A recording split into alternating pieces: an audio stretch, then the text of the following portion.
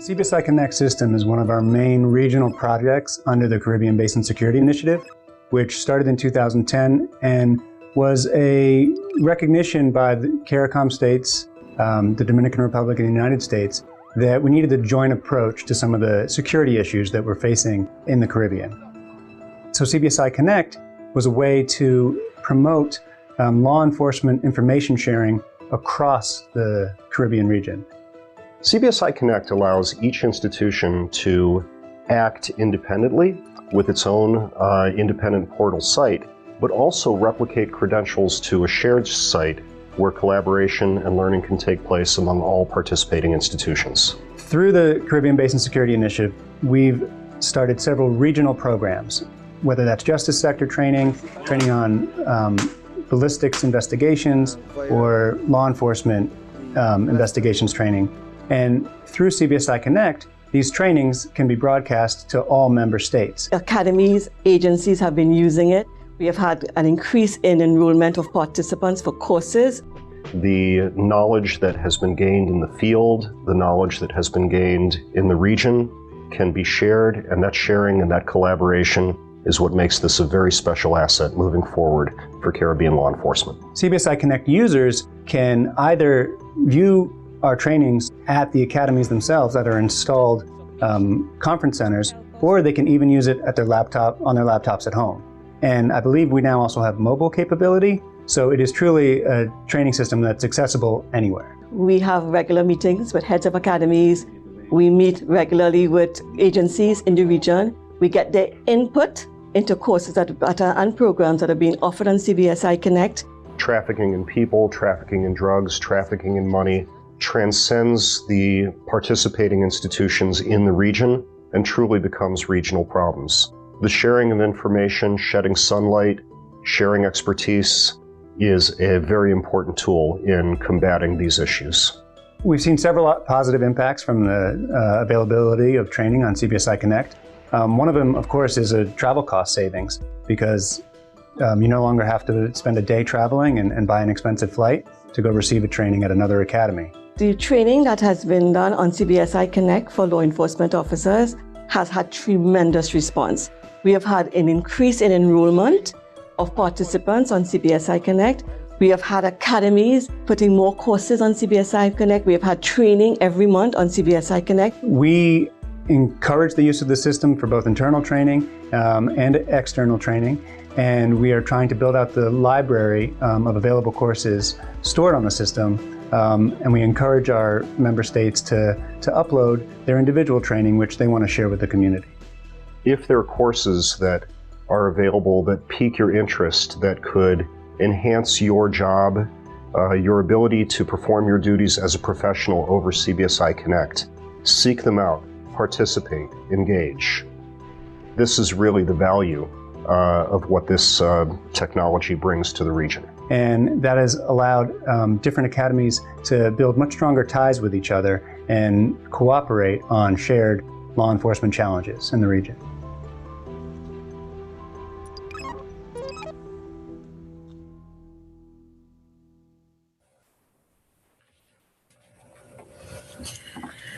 Timothy N.J. Antoine, Governor, Eastern Caribbean Central Bank, who is our keynote speaker this afternoon. Ms. Bernadette Lewis, Secretary General, Caribbean Telecommunications Unit, our moderator for today, this afternoon session. Warren Williams, Deputy Superintendent of Police, Head of Communication, Forensic and Cyber Unit, Jamaica. Neil Harper, Chief Security Officer, CISO, UN Office of Project Services. Emma Beckles, Program Officer, Commonwealth Secretariat. Andrew Millett, General Manager, Eastern Caribbean Telecommunications Authority. Dale Joseph, Cybercrime Policy Specialist, CARICOM IMPACS. Rich Mark Dean, Lab Manager, Digital Forensic Lab, Regional Security Systems. Our virtual audience. On behalf of the Executive Director acting CARICOM IMPACS, I wish to welcome all to this session on enhancing cyber resilience in the age of COVID-19. This is session 5 of our first ever virtual security conference entitled Securing Our Community Within the Era of COVID-19 and Beyond. This runs from July 27th to July 31st, 2020. I am Joycelyn Hughes, Border Security Affairs Specialist at CARICOM IMPACS. CARICOM IMPACS is honored to be a part of the CBSI Connect platform since 2018 and to be partners with the police training academies in the region, the regional security system, as well as the training academy in Dominican Republic. And these are participating members on the platform. As a result of the pandemic, the CBSI Connect is the first go-to platform for facilitating law enforcement training in the region.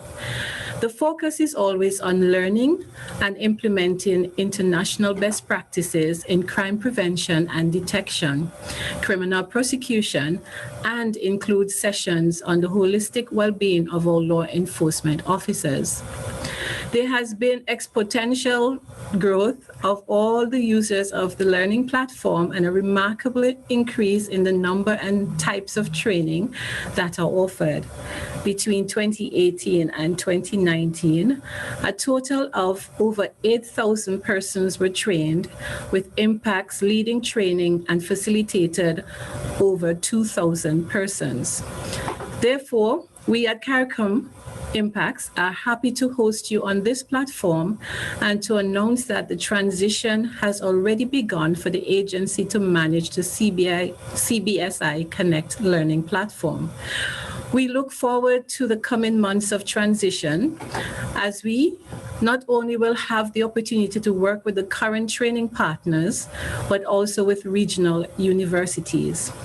It is now my pleasure to welcome Ms. Nadine Bushell, Program Coordinator at the CARICOM IMPACS, to give you remarks.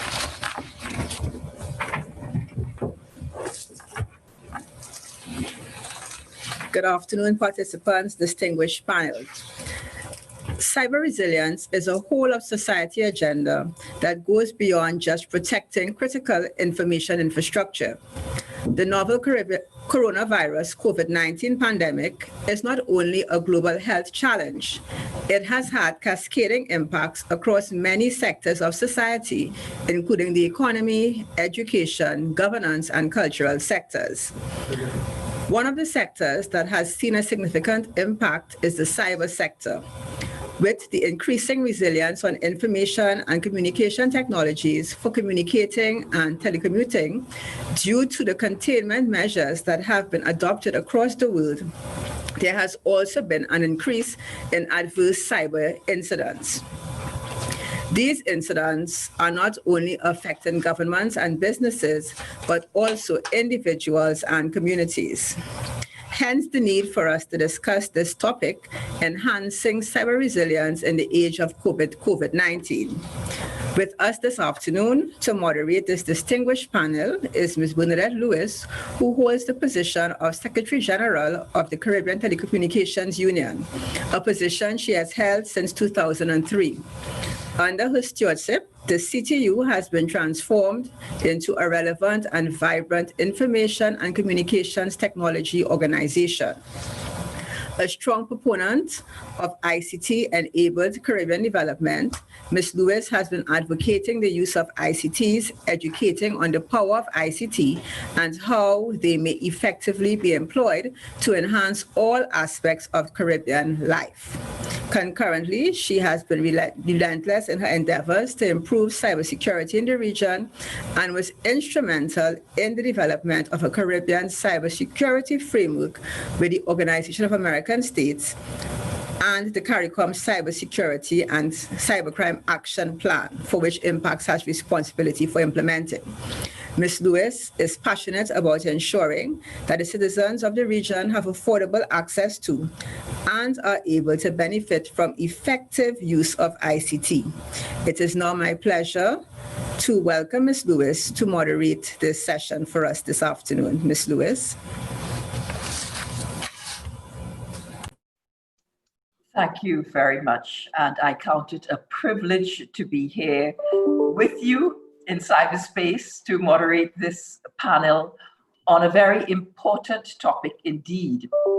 Over the last decade, Caribbean life has increasingly become inextricably linked to information and communication technologies.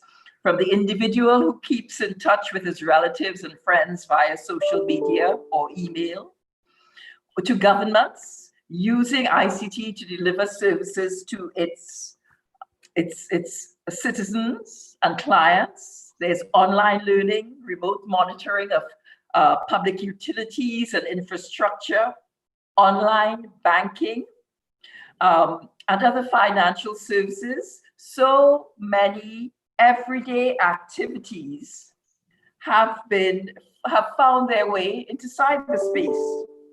And just as in the real world, bad actors, thieves, spies, fraudsters, murderers, and other nefarious others have also migrated to cyberspace and have found fertile ground for threatening the security of individuals and organizations and governments and systems, and for perpetrating cyber attacks and crime. This COVID-19 pandemic and the ensuing lockdown of our economies and societies has precipitated a significant increase in the use of digital technologies and services and widespread migration to online activities in cyberspace.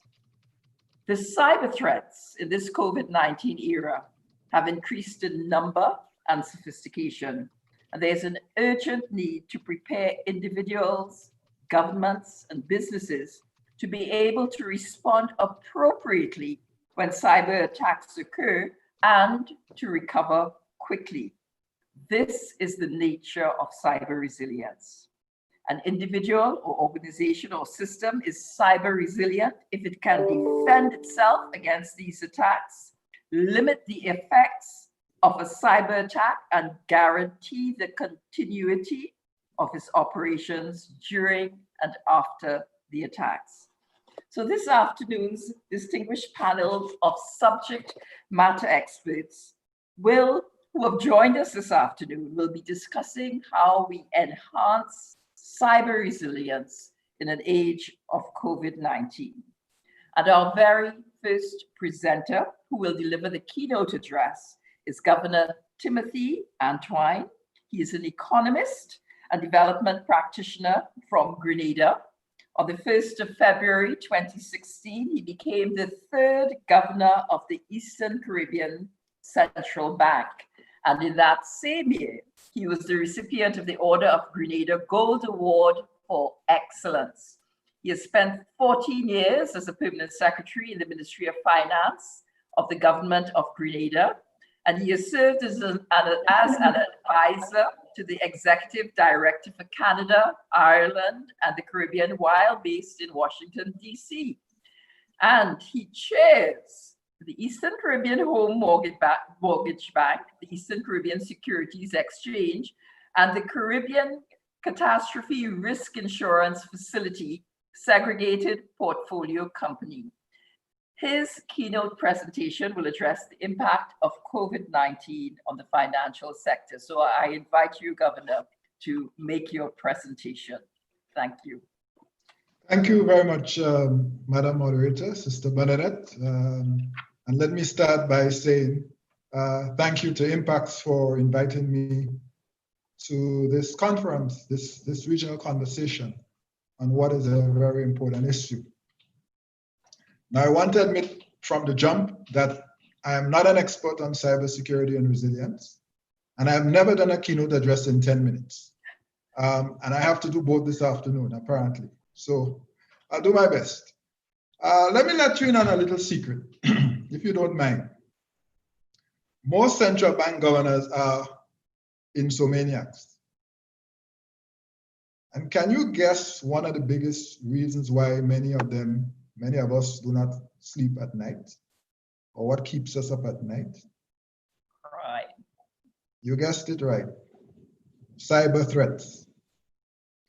Some of you might recall the famous case of the Bangladesh Central Bank in 2016, when a cyber heist made out with over, I believe, $81 million US.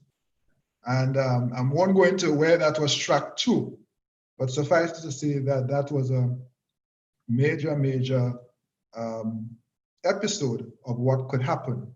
And so this is something that occupies the minds of central bank governors across the world.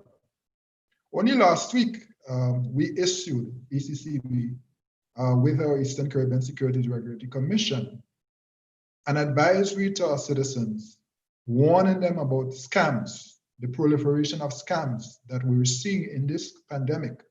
People trying to raise money in the name of COVID-19, trying to take your money in the name of COVID-19. And so just as there are opportunities for our region, illicit actors are also seeing opportunities for themselves. And we have to be very, very mindful of that. So in the short time that I have, I want to say to you, I want to offer 3 key messages. Because I think what we would all agree is that cyber attacks are highly contagious and very disruptive to our everyday lives, just as is the situation now with the COVID-19 pandemic. And so the first message I offer you is a very simple one, but a very important one. And it is that international and regional cooperation, including the sharing of knowledge on cyber threats, attacks, and defense mechanisms, is critical to an effective cyber resilience strategy. And I can't stress that enough, international and regional cooperation. Second, all entities, but especially financial institutions, must focus on and incorporate cyber resilience in their risk management frameworks. So one of the things we do as a central bank when we do our supervision of our licensees, our banks, is to look at their risk management frameworks. And obviously we look for operational risk. And cyber security is a huge one. And particularly now, where some of us, including our central bank, are teleworking, that becomes even more important. So the focus on risk management is critical. And the third area, which was already mentioned in the opening, is that an all of society approach, inclusive of a massive cyber hygiene campaign that puts people at the center of our cyber resilience strategy, is critical. And since we're talking a lot about hand hygiene in the context of COVID, we need to talk a lot more about cyber hygiene in this COVID-19 era. And a massive public ed campaign is necessary. We have to put people at the center of this. Just as we have called for an all of society approach to how we deal with the COVID-19 pandemic, we need to call for an all of society approach to how we deal with cyber security and cyber resilience in our region.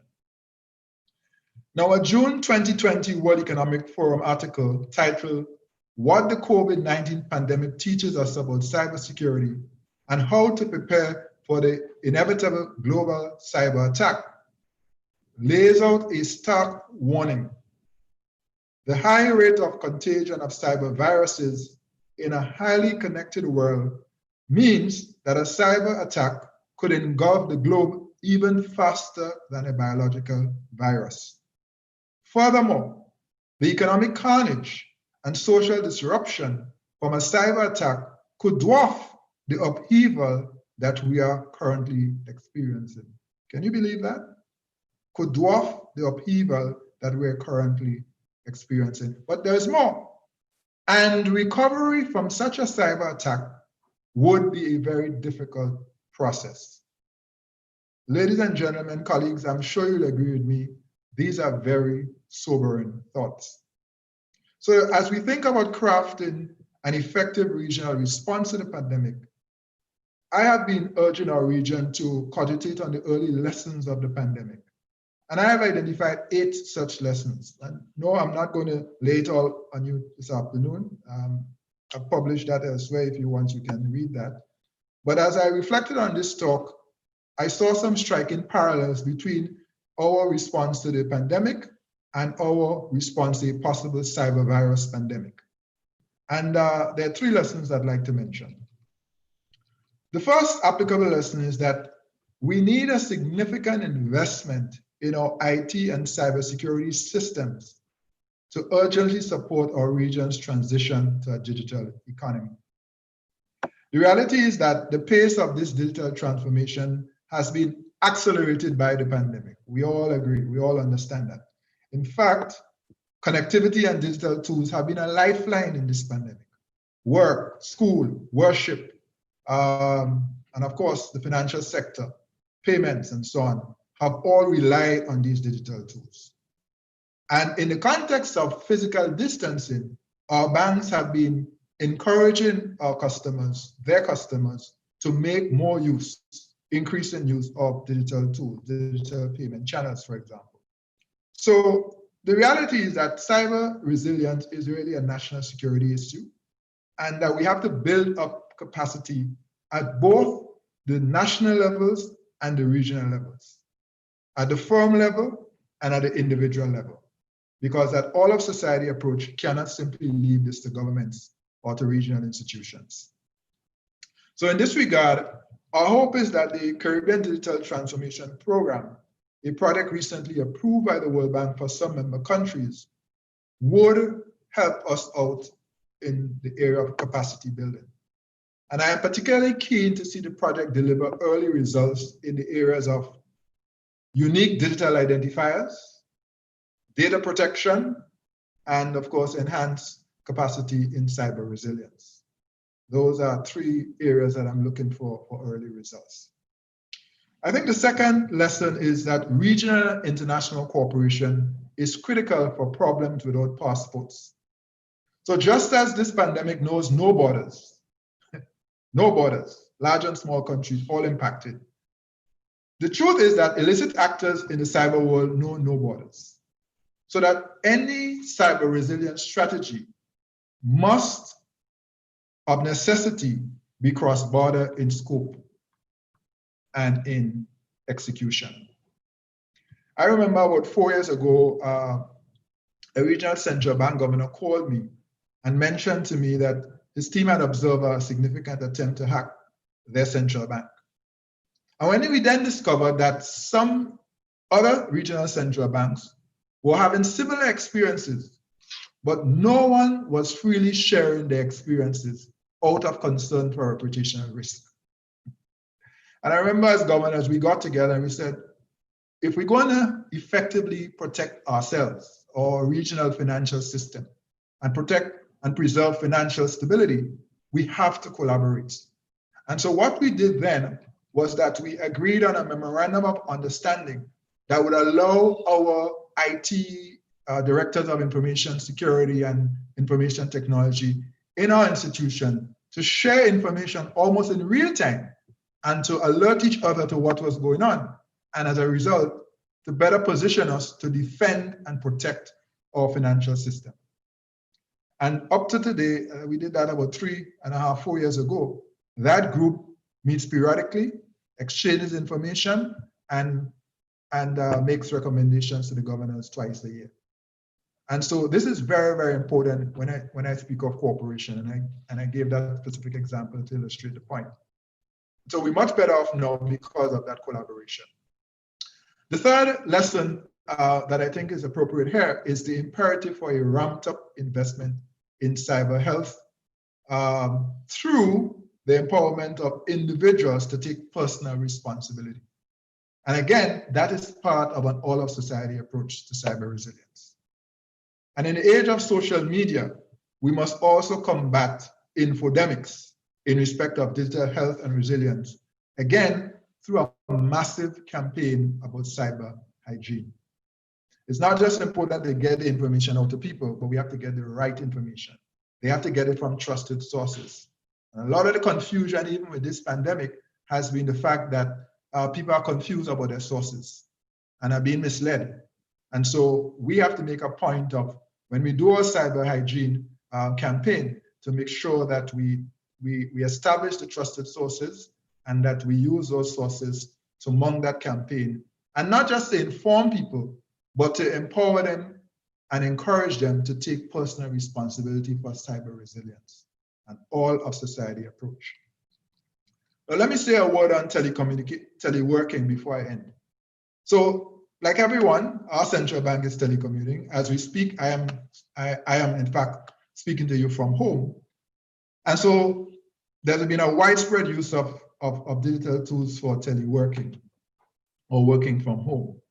And that is likely to continue. In fact, that is now likely to be a permanent phenomenon.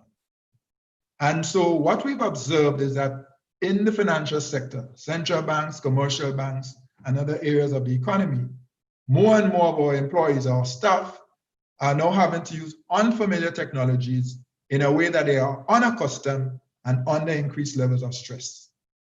And that is creating a perfect storm for the introduction of new security risks. So accordingly, at the ECCB, we have ramped up our cybersecurity awareness program. And we've pivoted from simply awareness about everyday cybersecurity risk to cybersecurity risks associated with working from home, a remote workforce. And I make this one because that's the reality that we have to embrace as we think about cyber resilience in our region. More and more of our people are working from home, and that is likely to continue and as a new trend, if you will, and continue permanently. And we have to solve for that. So I will conclude by saying that connectivity and digital tools have been a lifeline in this pandemic, and indeed a bulwark of resilience as we pursue critical functions like finance, education, work, and worship.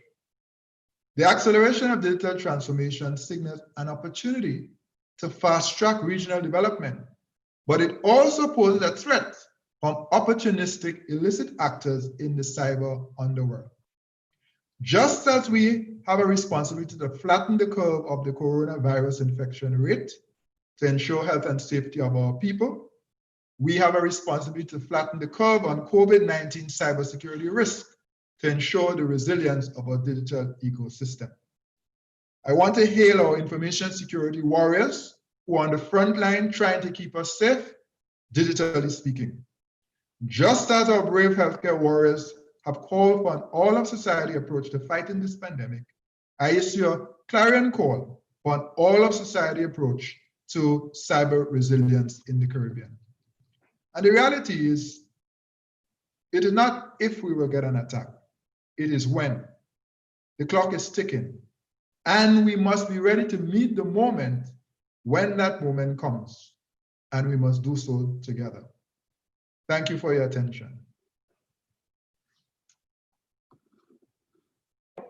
Thank you very much, Governor. That was a comprehensive overview of many of the issues that face us in this COVID-19 era.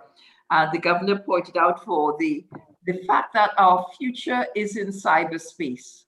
A lot of the things that we have to do are of necessity will have to be in cyberspace. And if we do not embrace the technology, we'll be left behind, absolutely left behind. So while we embrace the technology and we have to make investments in them, we have a responsibility to ensure that we are safe, that our systems are resilient. And that can only happen if there is regional collaboration among the stakeholders. And of course, there's that need for public awareness and education of all stakeholders. And I think this is a collective responsibility. The governor has very clearly taken this on board, and it is absolutely necessary if we are going to progress. Like COVID-19, no one is immune from the threats. Absolutely no one is immune. And there are many parallels we could draw between the threats and COVID-19. So thank you, Governor, for a comprehensive keynote. I think you outdid yourself. You didn't think you could do this in 10 minutes, but you absolutely did, and we're very thankful to you for it. So this brings us on to our next speaker. It is Dale Joseph, Mr. Dale Joseph. He is a digital forensic expert With over 12 years of experience in high technology investigations in Trinidad and Tobago. With more than 22 years law enforcement investigative experience, Dale is currently the Cybercrime Policy Specialist at the Caribbean Community or CARICOM Implementation Agency for Crime and Security, CARICOM IMPACS. His investigative expertise is wide, covering areas such as VoIP, voice over IP, cryptocurrency, dark web, live data, mobile, and malware forensics.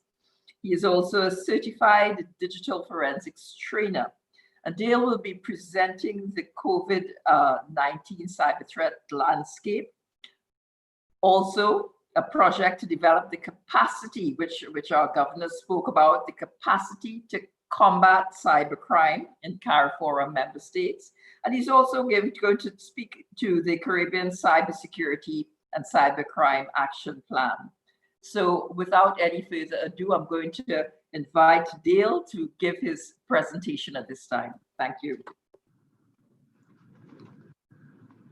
Thank you, Madam Chair. All protocols observed. I must first express my gratitude to be part of such an esteemed panel and also to be part of this timely and important discussion as we address the issues of cybersecurity and cybercrime during the COVID-19 crisis. I have prepared a short presentation, a PowerPoint presentation, so I'm going to share my screen so that I could share it with our audience.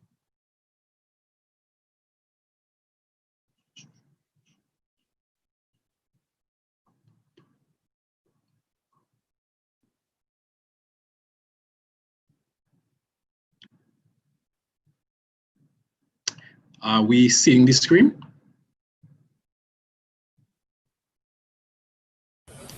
No, we're not, Dale. Okay. Let me just share one more time.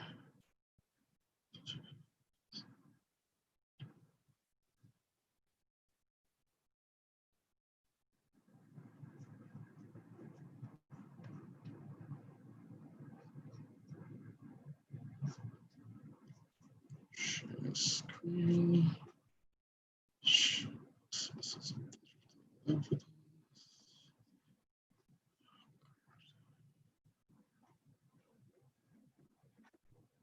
Can you just give me 1 sec?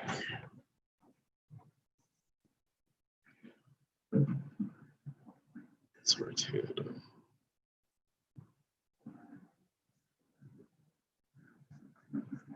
This one here? Right. I need to find it as noted down. It's on. Go to presentation mode. Let's go open. Hold on, it's on this PC. Hold on, I'll try to do this. That's the wrong one.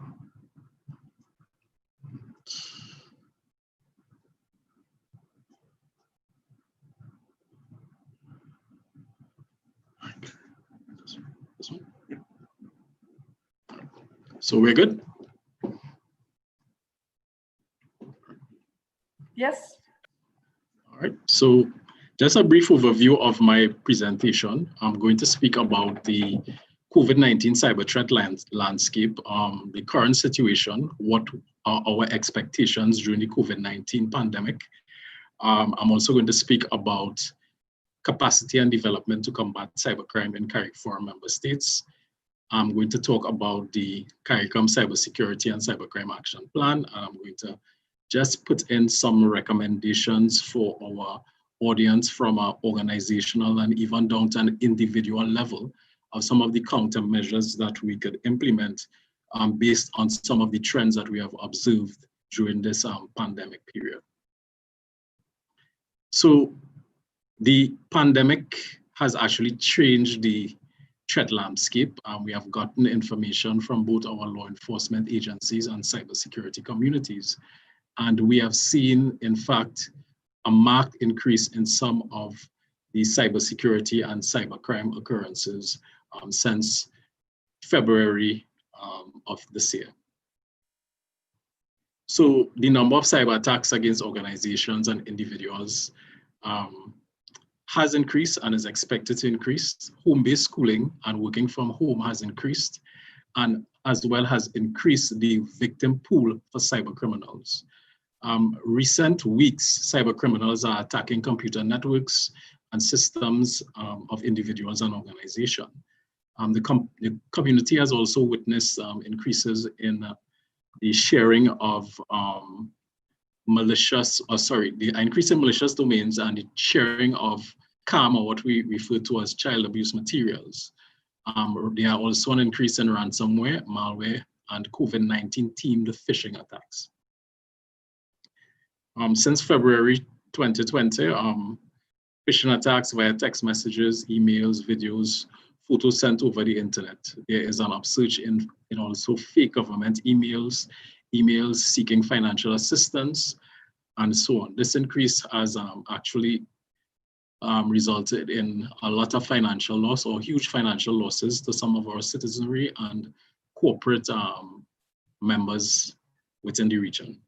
And it has an obvious effect on eroding public trust. Cyber attack vectors and system vulnerability are highly dynamic. This is because of the prolific rate of technological advancement and the volatile way in which we behave as human beings. So as technologies change, we are posed with new vulnerabilities, and also the way in which we behave actually opens the door for nefarious activity. The increased reliance on technology that has surfaced during this pandemic is likely to remain. It's not going to disappear. Cyber criminals will continue to find ways to get our private or personal information, to target unsuspecting individuals.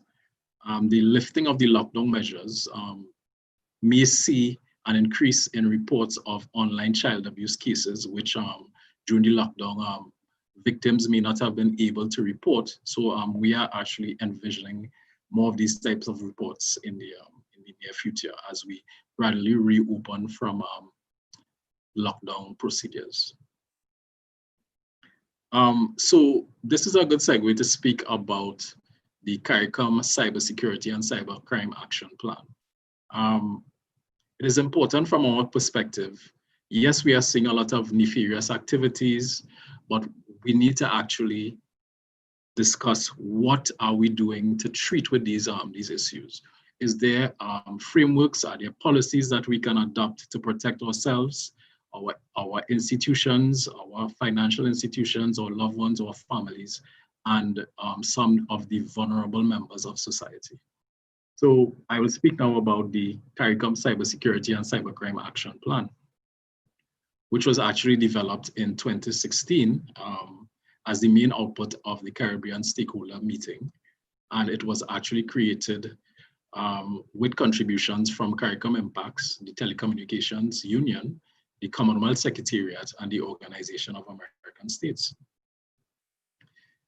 The priority areas in the CSAP, as we commonly call it, is public awareness, public awareness, building sustainable capacity, technical standards and infrastructure, legal environment, regional and international cooperation, collaboration, incident response, cybercrime investigation, and capacity building. I know quite a few of these areas were actually mentioned by Governor of the ECCB. So we actually have a framework that we are following to keep in tune with dealing with cyber crimes and cybersecurity issues. It is important for us as a region and even as regional security agencies to follow policies and procedures and structure so that we actually heading towards a common goal and common objective, which is one to build sustainable capacity and also to boost our cyber resilience. To support the CSAP, we have a coordination structure. There's a steering committee. There's a regional cyber steering committee that meets biannually. And also we have cyber national points of contacts who we actually reach out to for information and updates on various skills development projects, and even capacity building and awareness in each of our 15 member states and 5 associate members. In 2019, CARICOM Impact 4-year project entitled Capacity Building for CARIFORM Member States on Asset Recovery and Cybercrime. I'm speaking specifically to the cybercrime component. We have done a lot of work in 2019. One of the main deliverables thus far is we did a legislative gap analysis as it relates to cybercrime and cybersecurity policy and legislation within the member states. We also did a comparative analysis with the Budapest Convention, because a lot of our member states, we are getting closer to acceding or signing on to the Budapest Convention, which in itself would mean building capacity as it relates to cybersecurity and cybercrime investigations in our region. Also, we recently completed our training review as it relates to the cyber capacity that we have in the region, and also to get a feel of the training needs of our member states from two focal points. One focal point was from law enforcement and security professionals. The other focal point was from judicial and legal professionals. So we ran 2 online surveys, and the results were actually very encouraging, and it actually allows us to plot a clear way forward as it relates to building capacity in both of those targeted areas. So moving on to some of the recommendations that, at CARICOM Impacts, we would recommend for stakeholders to implement during this COVID-19 period and beyond is to raise awareness. Raise awareness amongst teams, groups, organizations, individuals. Share definitive sources, sending out blasts of emails with trends and stuff as we see them occurring. Setting up a strong passwords. That's important, as a lot of persons don't change their passwords regularly. And another issue that we have observed is that if somebody by chance gets one password, human nature is that we use the same password across multiple accounts. And using strong and different passwords, it's very important during this time. Remote worker guidance. It's important that employers, agencies continue to support remote workers, because we have a lot of devices operating remotely. Persons are actually exchanging information over the internet. So it's important that any issues that arise during this process is actually reported to the agency and even the cybersecurity and technical staff to actually advise on how to deal with these things. Update protection. As we know, and I know the governor of the ECCB actually homed in on this investment is of critical importance. Cybersecurity and cybercrime is not a low-cost item. It requires constant investment and allocation of resources. So things like updated protection, using proprietary software, not open source software for business activities are critical. Setting up of a helpline for employees who are working remotely is critical for this period as well. Encryption is important for us to use encryption. I know traditionally when a lot of users see the word encryption, we tend to take a back step and think that encryption is associated with criminal activity and so on. Some people may think that, but encryption is actually essential as it relates to financial transactions, personal data protection, and so on.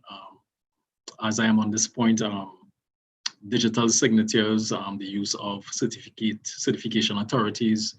As we have seen and continue to see, we have a lot of phishing attacks and business email compromises. So it's important that we use these digital signatures or e-signatures to ensure that our sensitive documents are not tampered with and that our finances and even other private information is not leaked. Disabling of USB ports, that's another critical thing as it relates to spreading of malicious programs and application. That's something that has to be considered by all agencies, individuals, and organizations. Authentication protocols for financial transactions, another huge one that we'd recommend and endorse, and constant upgrades of these protocols. Critical security patches. Again, if you are working remotely, you may not, some users tend to not want to go through the update of patches and stuff, but it's important that your machine is working properly and you ensure that your data is protected. So the COVID-19 pandemic has in fact altered the regional cyber landscape. There's a greater need to enhance public-private partnerships to further develop regional cybersecurity and cybercrime investigative capacities. Just to add on what the governor would have mentioned, part of our project at CARICOM IMPACS is to enhance the detection, prevention, investigation, and successful prosecution of cybercrimes. So we actually put in a lot of work as it relates to that, and I would like to take this opportunity to shout out all the hardworking law enforcement professionals, the first responders, and the legal personnel who are actually working to build cyber resilience in our region. So with that, I'd like to say thank you, and that is my short presentation. Right. Thank you, Dale, for that overview of the action plan and the cyber threats, the changing landscape. Very important. What I thought was, the mere fact that more and more people are going online, it is really increasing the victim pool. I have one question from the audience, and someone is asking, with respect to the surveys that you all have taken, are those results available publicly? They are not available publicly just yet, but they would be soon, and they would be shared with, firstly, our CARICOM heads, and thereafter with other agencies and individuals. Excellent. And I was very, it's very important, going back to the governor's,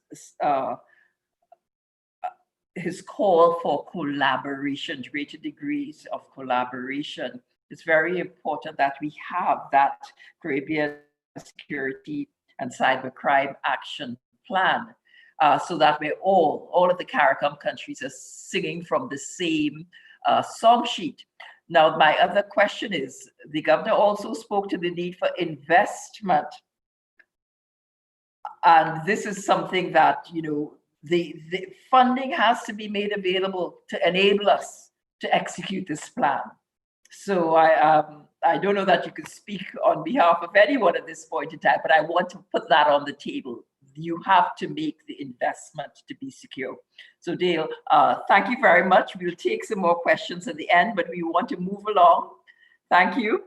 To the next speaker, who is Richmark Dean, and Richmark wears very many security-related hats. He's an acting sub-lieutenant in the Barbados Defense Force Reserves, and he is also the lab manager of the Regional Security System Digital Forensics Lab. And he has over 20 years of experience with the regional security system. He's also a member of the CARICOM Cybercrime and Cybersecurity Regional Stakeholders Group, and he has served for 17 years in the Regional Security System Air Wing before transitioning to digital forensic.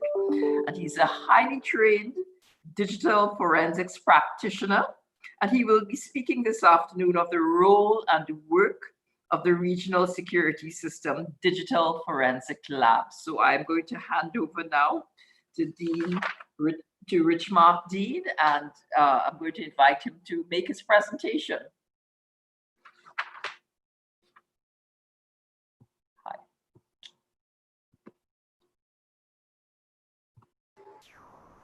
Thank you, Madam Chairperson, the Executive Director, CARICOM Impacts, the participants and fellow panelists. I would just like to say thank you for giving me the opportunity to be a part of such a panel and give a presentation on what the Regional Security System Digital Forensics Lab has to offer with regard to cybersecurity and resilience.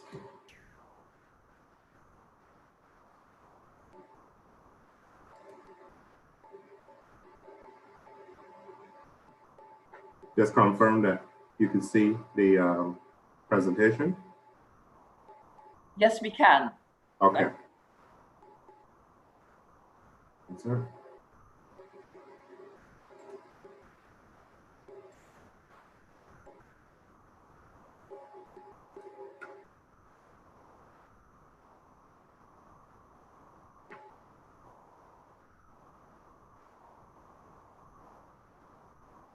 All right. So just a little bit about the presentation. Rightfully, as I said, it would just be an overview of the Regional Security System Digital Forensics Lab, where we speak about the capabilities. I touch a little bit on the statistics, the challenges, the future of the Regional Security System Digital Forensics Lab, and I assume it should be short and sweet. Okay, the Digital Forensics Lab was established in 2017, and this would have been the brainchild of our Executive Director, Captain Sherlin, and he would have been looking at the climate.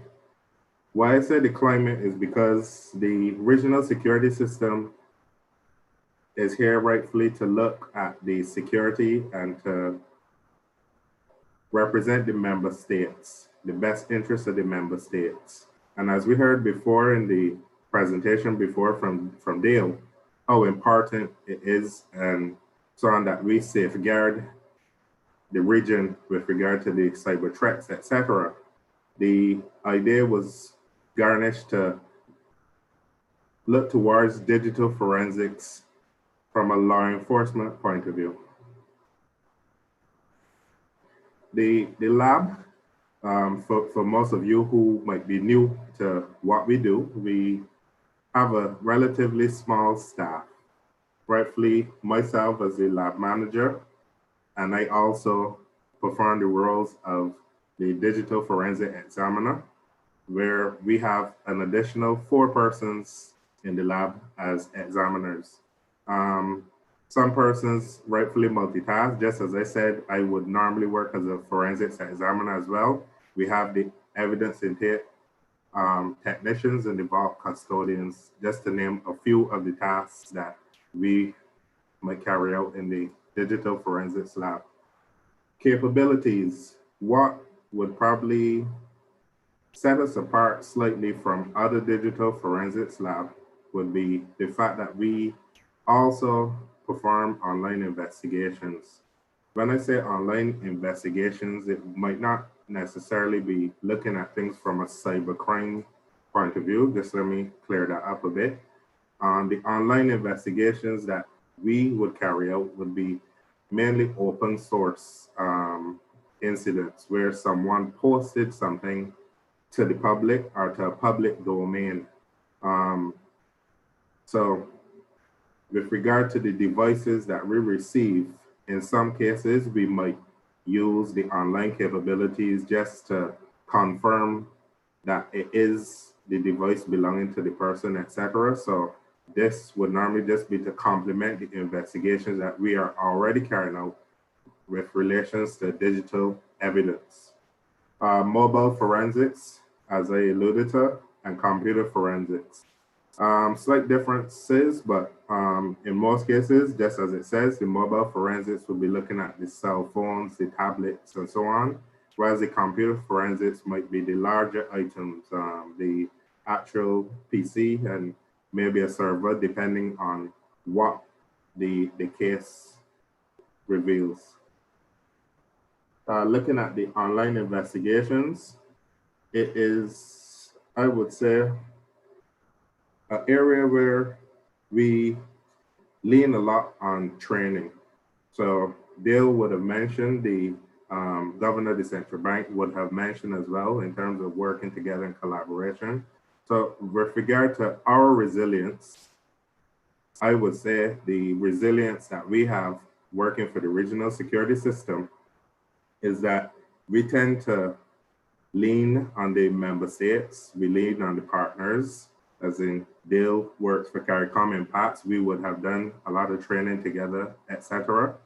And in this case, the first presentation came showing the CBSI Connect, which was also another platform that would allow us to do some of the training. The online investigations component, we use also an online platform where we could utilize their server to do our searches, which would kind of protect the RSS as a headquarters organization from us basically going online and doing searches in the event where you're looking at someone who is basically looking to pose a threat towards you as the investigator just by going on certain malicious sites, etc. The photo I use, there's rightfully two tools that we use. The larger photo is rightfully an operating system that we use for the online investigations, which is just as it says, is geared just for online searches. And the telephone is placed there because, for example,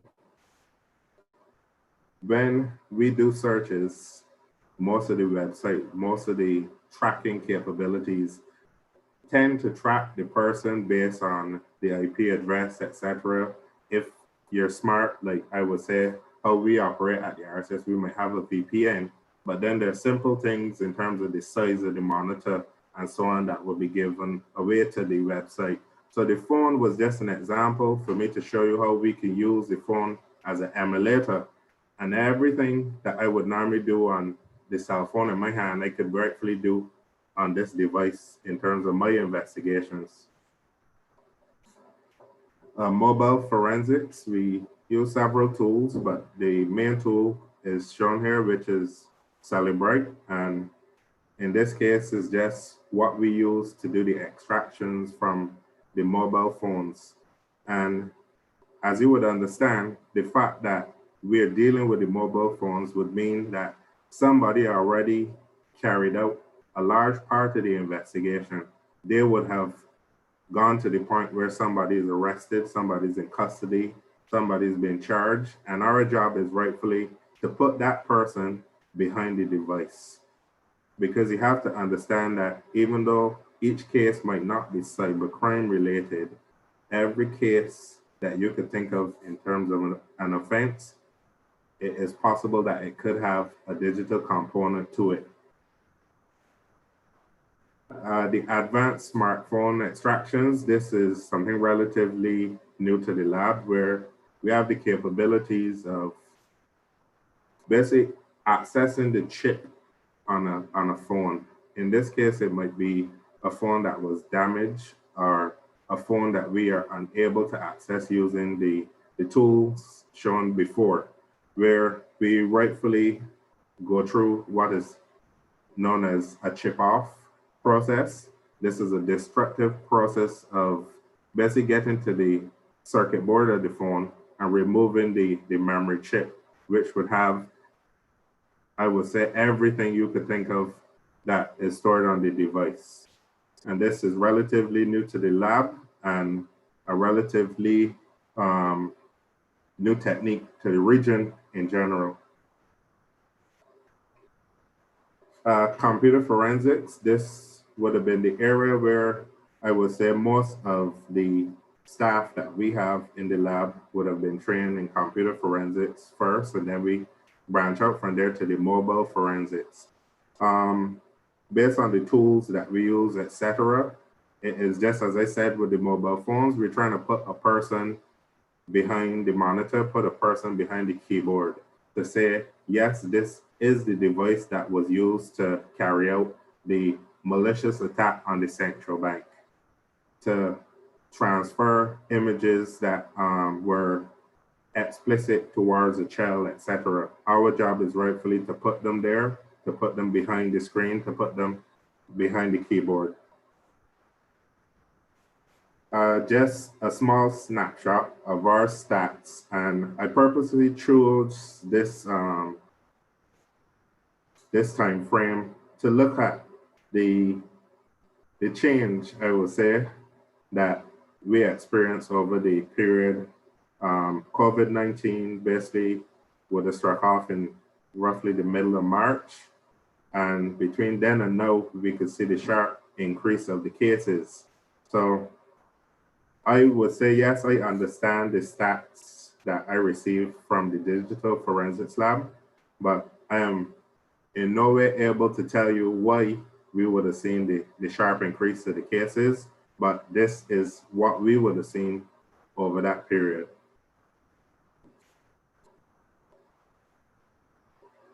So the challenges that we experience, rightfully, the licensing of the forensic software is rather costly. In most cases, the renewals are done on a yearly basis.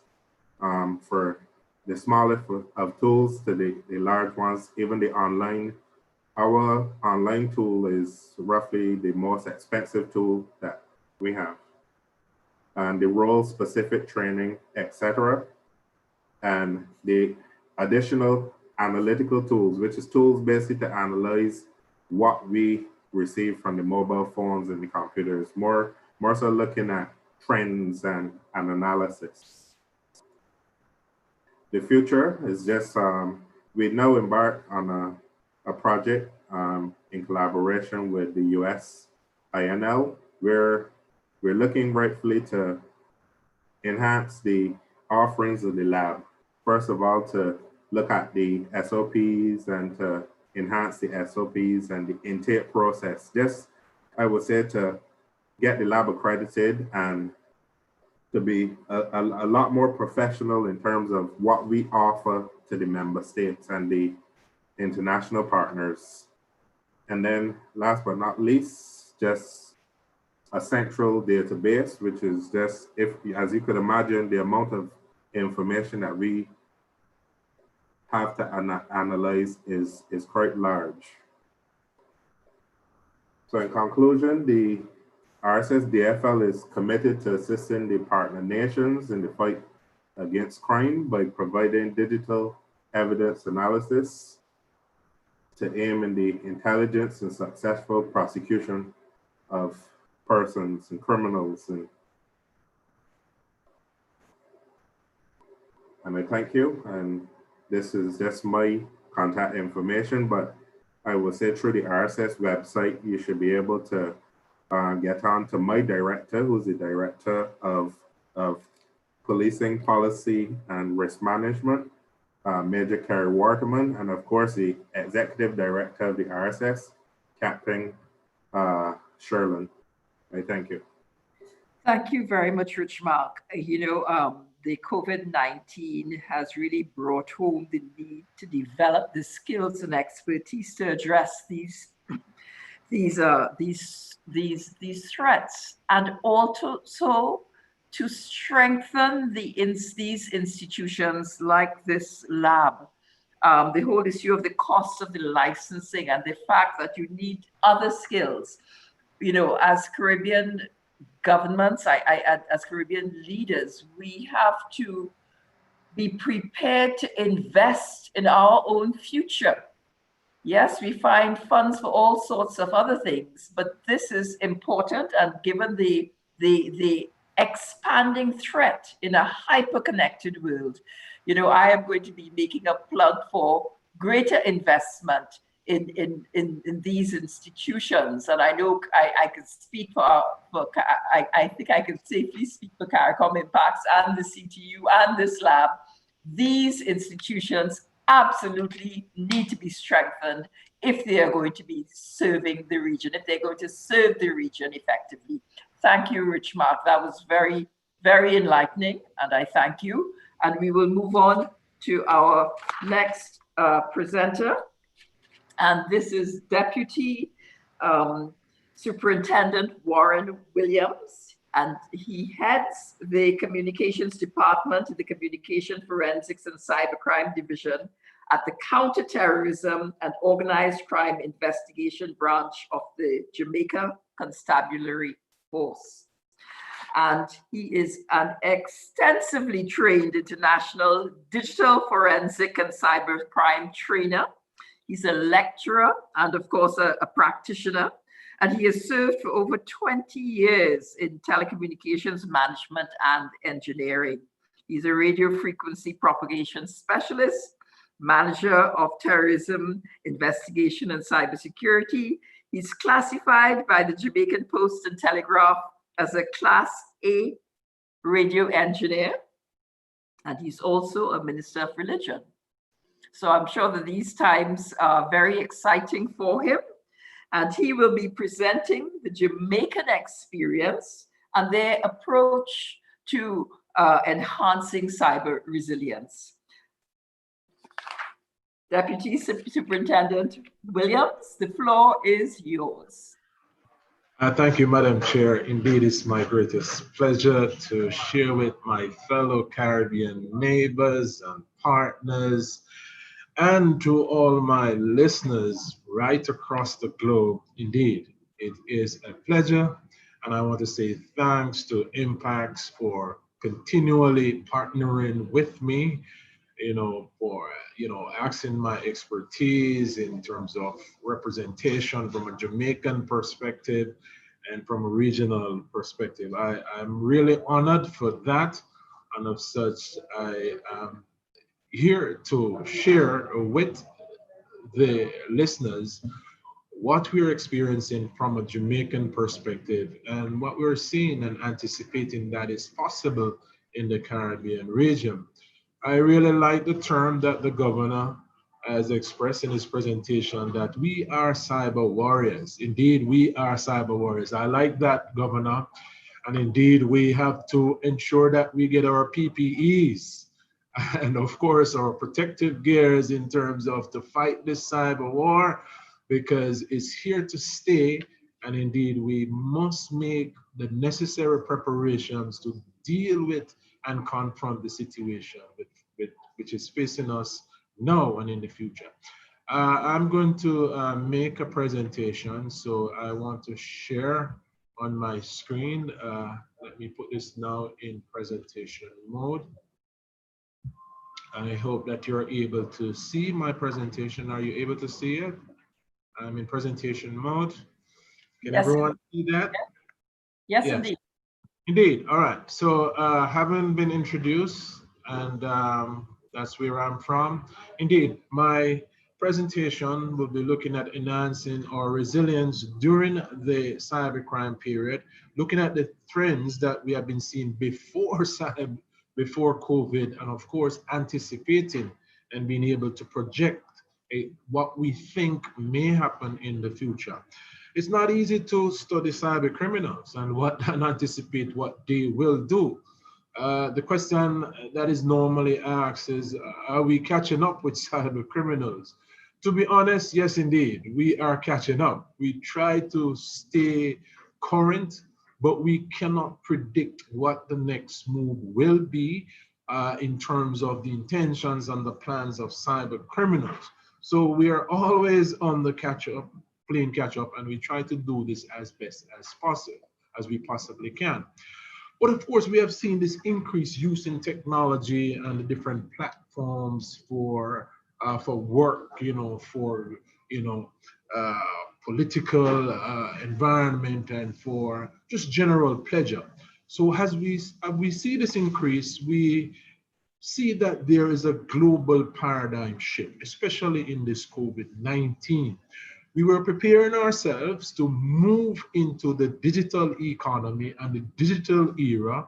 Of course, we have moved into a fully digital environment since 2015, and we were gradually, and every country would have been gradually preparing themselves to move into a digital era, and of course, where the world is going. But COVID-19 have certainly hastened us into this transition, and more so, we must prepare ourselves since that we are fast-tracked into that era. So in terms of land, sea, and air, and as we utilize technology, we anticipate and see that indeed digital crimes can be very, very disruptive and very, very destructive. It can destroy economies, it can destroy the whole function of a country. It can destroy our educational system, or medicinal system, or what all the platforms that is now using technology to do its day-to-day operation. So what we need to do is look at strengthening the security systems that we do have now, and more as we move into big data. Data is expanding. Larger the data capacity comes, it means that we share more personal information, more sensitive information. Indeed, we must find ways and means of how to protect that. But here is a road ahead, and there is a projection in terms of looking at where we are now. We see that there is about 1 billion PCs globally and 2 billion mobile devices. So in total, it's about 3 billion total devices that exist now, and we're anticipating that in the next decade it will be 50 billion devices. So can you imagine, in a world where it is about approximately 8 billion people, you're talking about approximately 7 pieces of devices or 6 pieces of digital devices per person. So in the Internet of Things, where we have smartphones, smart devices, your tablets, your computers, all of these digital devices which will be connected, interconnected to your smart TV, smart refrigerator, and all of these devices which has the capacity to store information, it means that there is more trouble on the horizon for us as law enforcement persons and as government to look at how this expansion takes place. But the implements of digital crimes, as we now know, is all the digital devices that is now out there that can be used to access the internet. And as I just said before, all of these devices are interconnected, which means that once I get onto one piece of device, it means that I'm able to get into all your digital device. So can you imagine now we walk with our smartphones, with our entire life on the smartphone.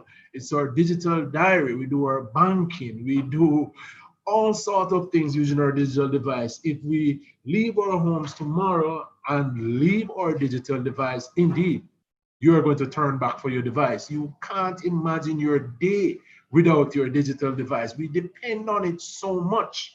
Our world now depends on it so much. Here we are. Who would tell that we are now on a platform where we can have a digital and a virtual meeting? I had a meeting before this one. It's a virtual meeting where Jamaica is now planning and doing preparation of its national cybersecurity strategy. And can you imagine? I look like I'm in 2 virtual meetings at the same time. We couldn't do that in our normal physical world. It's difficult. So more and more, you realize that technology is becoming more meaningful, and we utilize it to do our everyday life. So what we have recognized that the criminals and the adversary, they consistently scan your device. You're a part of the World Wide Web. You're consistently connected. So it's a normal thing for criminals to scan your device. And once they get access to your device, they take control of it. They may be running malicious code in the background on your smartphone, your smart device. You don't even realize that that is happening.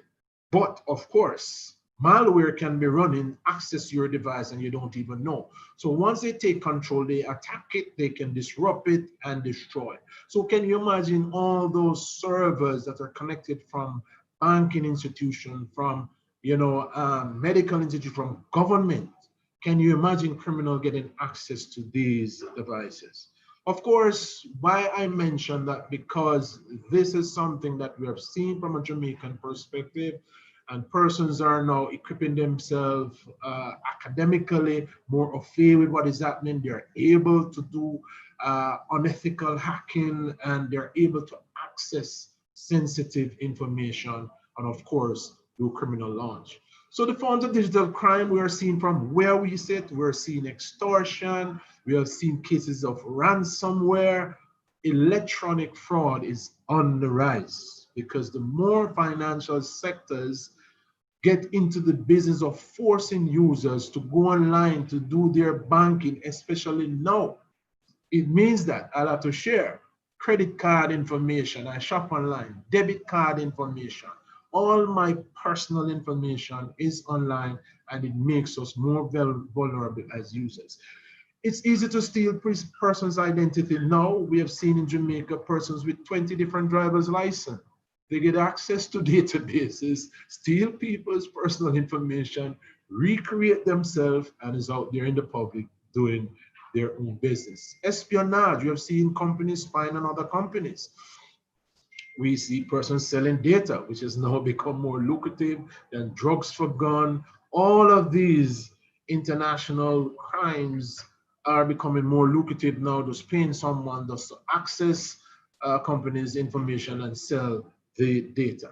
So business email compromise, because more and more we communicate by using email. So it's easy. You send an email, you put an attachment. You put an attachment, it could be a sensitive letter. Now you may do your business with suppliers overseas. Now persons are attaching invoices, and criminals are now intercepting email, download the attachment, change figures in the invoice, and steering that payment to an account somewhere else. So these are some of the things that we're seeing. And of course, business process compromise, BPC, where they're not only attacking your computers or your smart device, but they're going at some device along the chain, maybe at your printer, because we do not recognize that there are storage in your printer. So they go to your printer. Let's say an invoice is supposed to be paid to Warren Williams. They go to the printer, they remove an S. You don't even recognize that there is a change and channel $10 billion into an account somewhere offshore. So forms of transnational crime that we're seeing an increase in the trade of guns. Jamaica, has opened up its ports to a transshipment hub. That is a real challenge. The paradigm has shifted. I mean, how much containers can we check at any one time? We randomly check these containers, and we don't even realize that some of these that we didn't check could have guns in it, drugs and ammunition. And of course, if you do not get the intelligence, then it means that your country, the region, could be infiltrated with a lot of these unscrupulous items in our country. Scamming is on the rise because, of course, the more we use these platforms, you realize that things like Zoom bombing, people get themselves, send you an email, capitalize that they have a solution for COVID-19, and of course, it's easy to scam you. Defamation is on the rise, defamation of character. If someone wants to attack someone, it's easy for them to put up negative things about the person online, publicize this, and of course, you may be a public servant, you may be in an upscale office, and of course, that can impact you in a negative way. We have seen this on the Jamaican landscape. So corporate and electronic fraud is on the rise in Jamaica. We expect that to go throughout the Caribbean. We have seen at one point before COVID-19 where an offender, a Jamaican offender, was caught in St. Vincent and the Grenadines doing electronic fraud.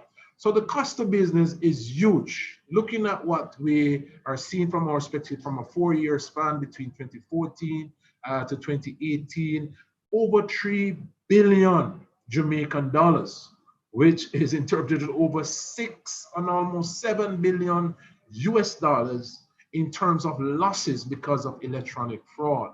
Of course, after COVID-19, we are expecting, based on the trajectory, that billions of dollars will be lost.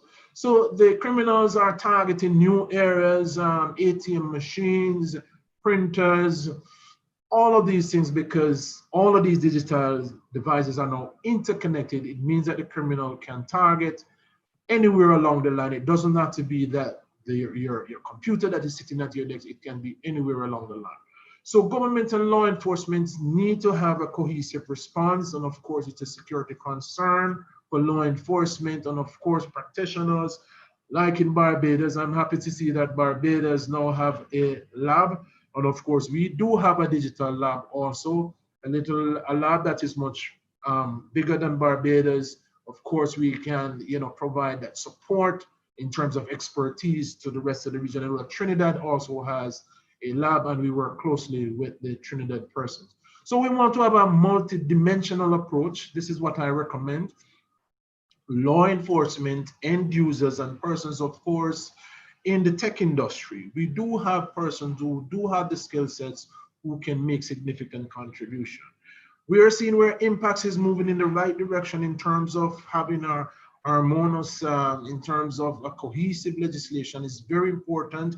The internet has no borders and it's unregulated. It's important to see means of how we can, within our region, how we can do that sort of regulation. Of course, we need tools, legal tools. And of course, Jamaica have reached a point where we have now have as law a data protection. Very important, because here it is that we'll be volunteering a lot of personal and sensitive information, which institutions will have access, criminals will have access to this information. Who should be held responsible? Of course, these institutions must be held responsible to protect personal and sensitive information. So our cohesive policies, regulation, and legislations are important. And of course, I agree with the direction that impacts is moving. So looking at the digital forensic audit, we want to, as I said, we can't predict what criminals will do, but of course we can do some proactive measures, preventative and predictive, in the sense that we protect what we have. That's a proactive measure. Try to detect, we may have to do penetration testing. It's an expensive venture, but of course it's worth doing it.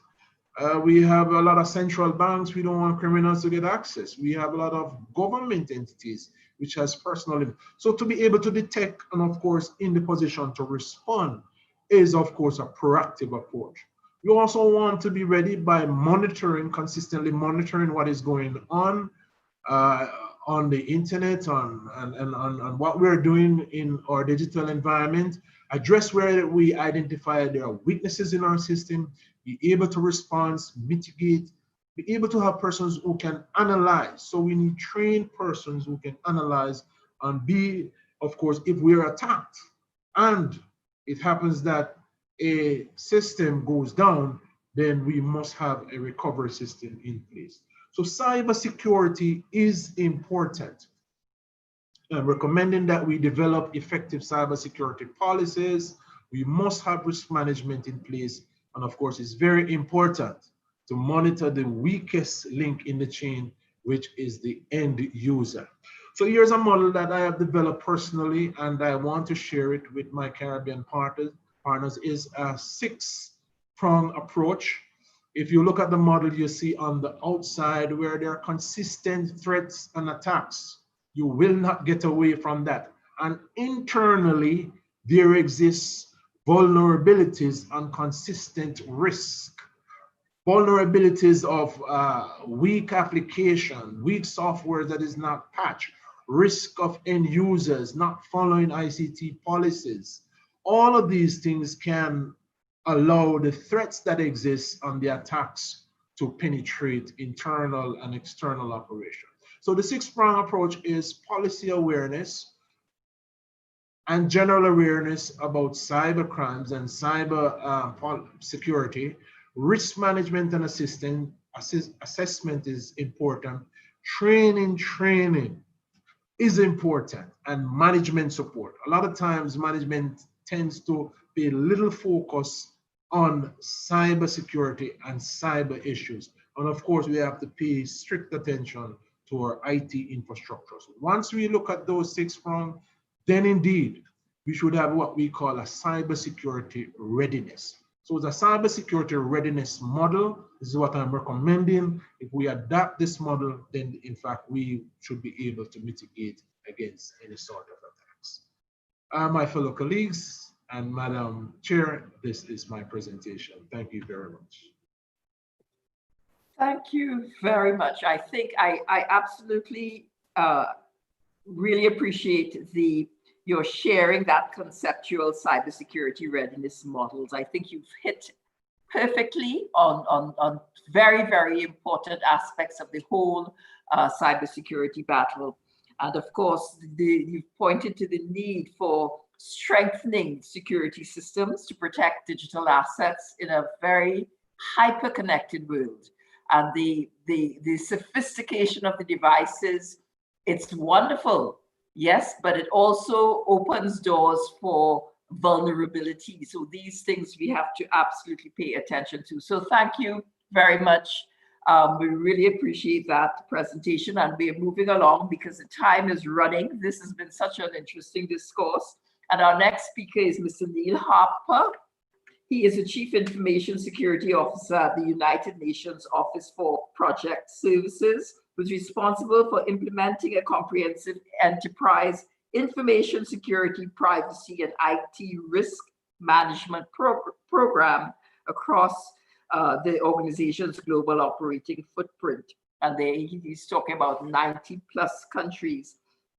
He's held senior leadership and advisory roles with international and regional organizations, and he's a fellow in cybersecurity and leadership of CFAL Miami, also a fellow of the British Computer Society, and also to the OECD Technology Foresight Forum and the Royal Society of Arts. He has been educated in law and policy, internet law and policy, and is widely trained in privacy, IT auditing, cybersecurity, and business continuity management. So as though there's no better person to speak to us on the new normal for organizations, the impact of COVID-19 on cyber resilience. Neil, the floor is yours. Thank you. Thank you very much, Madam Chair.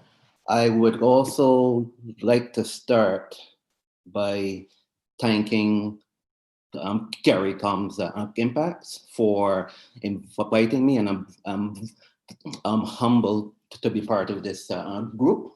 I'm gonna make a short presentation, so I'm gonna share my screen.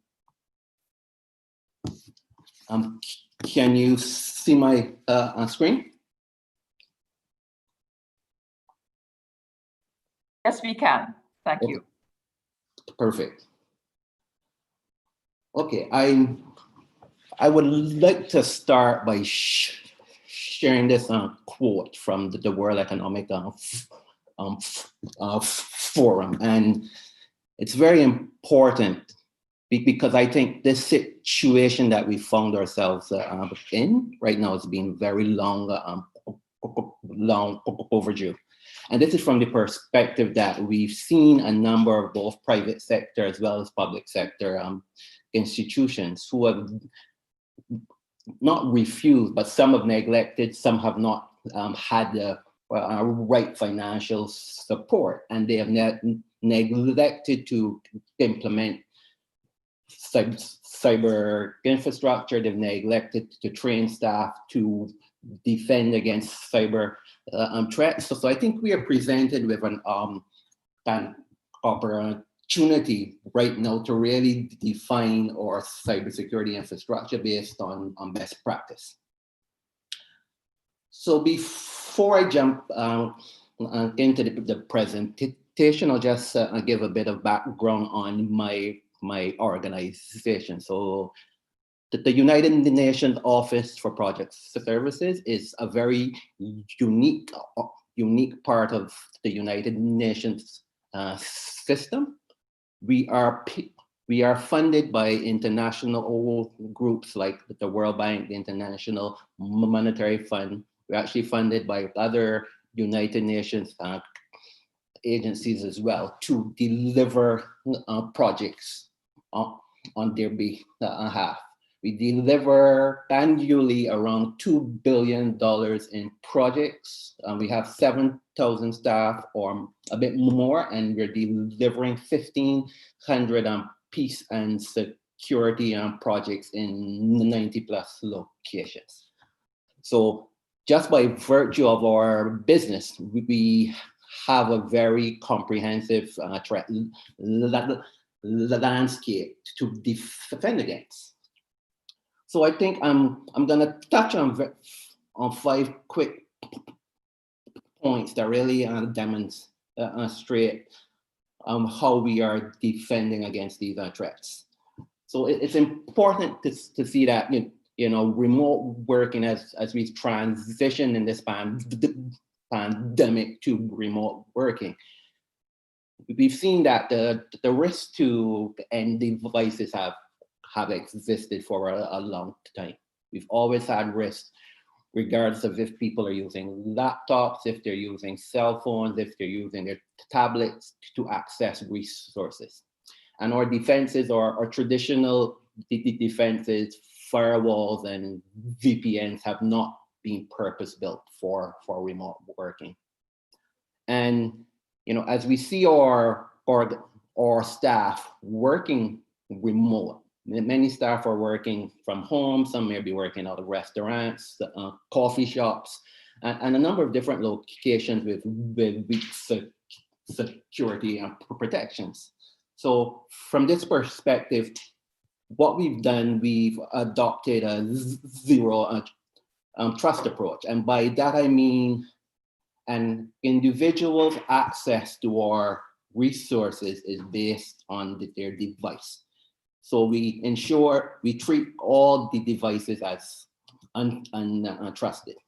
So you are only allowed access to our environment if we know about your device.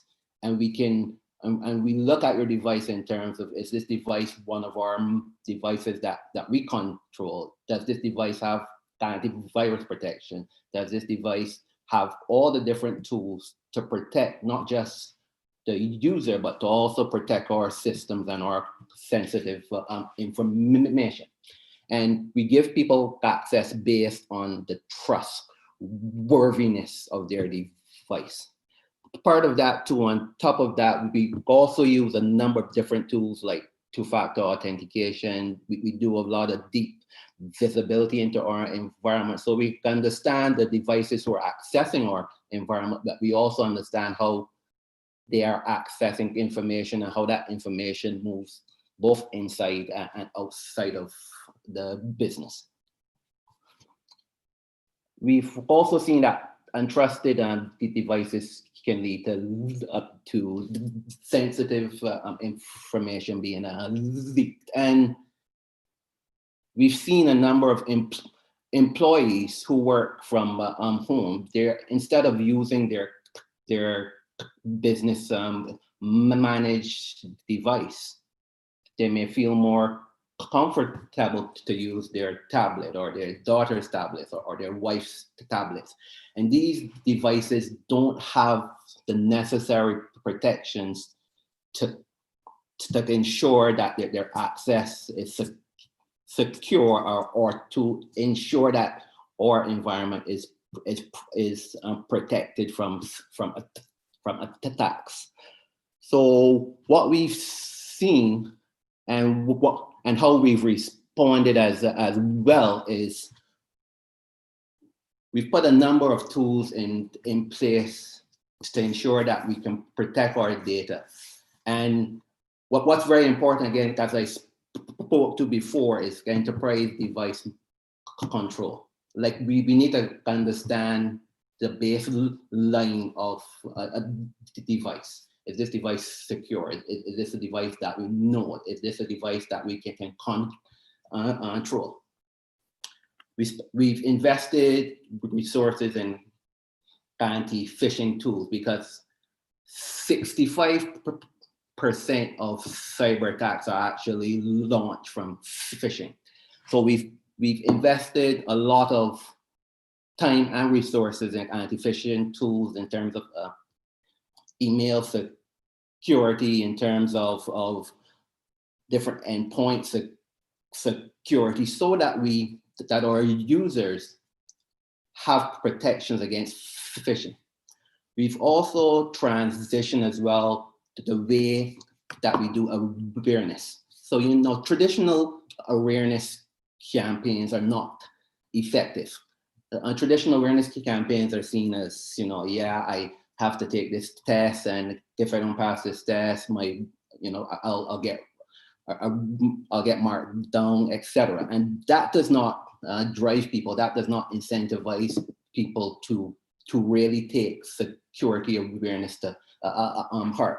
So what we've done, besides our traditional awareness, we've also implemented a number of diverse things in terms of tips and tricks. We're using focus on groups, we're using games, and what we've been doing a lot more of is cyber attacks, the desktop simulations as well, so that we can walk people through how a cyber attack occurs and see how they respond in real time. And we've done that across different tiers. We've done that at users, we've done that at executives. So because different tiers in the business have a different position to play in a cyber attack.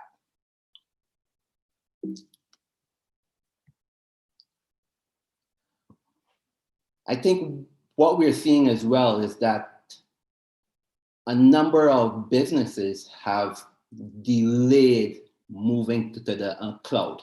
And this new normal is really accelerating that shift to the cloud. Again, traditional perimeter type defenses and remote capabilities are not effective. So by migrating to the cloud, you can take advantage of the heavy investment made by a number of these cloud providers. Google, Amazon Web Services, and others have invested in physical security. They've invested in a number of data centers around the world. They've invested heavily in the deployment of infrastructure that meets security best practice, and not just meets, but exceeds best practice. So, and you can take advantage of those investments at a better price point than it would actually cost your business, especially if you're a small to medium type of enterprise. And we've adopted a cloud first approach. And we've adopted this approach for a number of reasons. Of course, from a financial perspective, it's fit for purpose, but we've also invested in it because part of the cloud investment comes with a lot of tools that allow us to better manage a diverse and remote workforce. And we've invested a lot in terms of authentication. We've done a lot in terms of single sign-on. We've done a lot in terms of two-factor authentication. We've invested a lot into getting the granular visibility into our environment, that we can see how users are accessing the environment, what systems they're using, what processes that they're executing, how people with privileged access are using their credentials. We've also done a lot in terms of automation, so we don't have to invest a lot in cyber security workforce.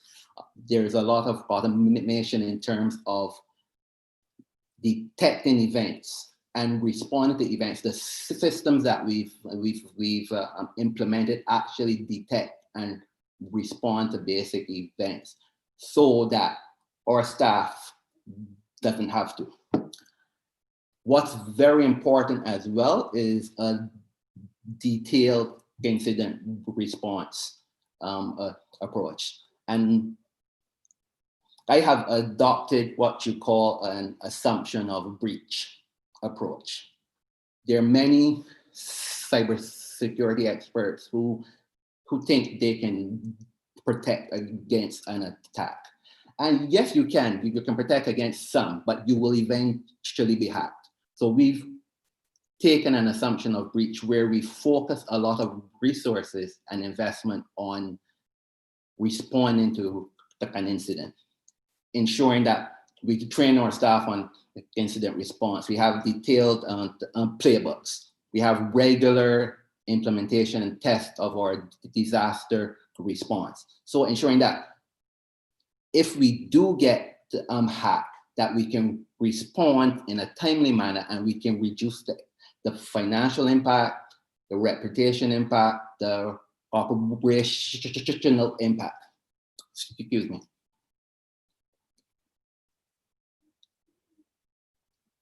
I'm very mindful of the push to online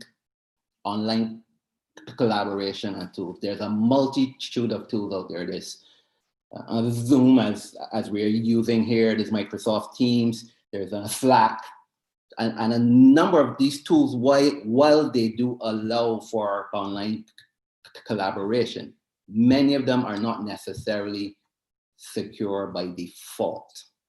And we've seen with all the issues with Zoom, there are a number of issues with Cisco's platforms.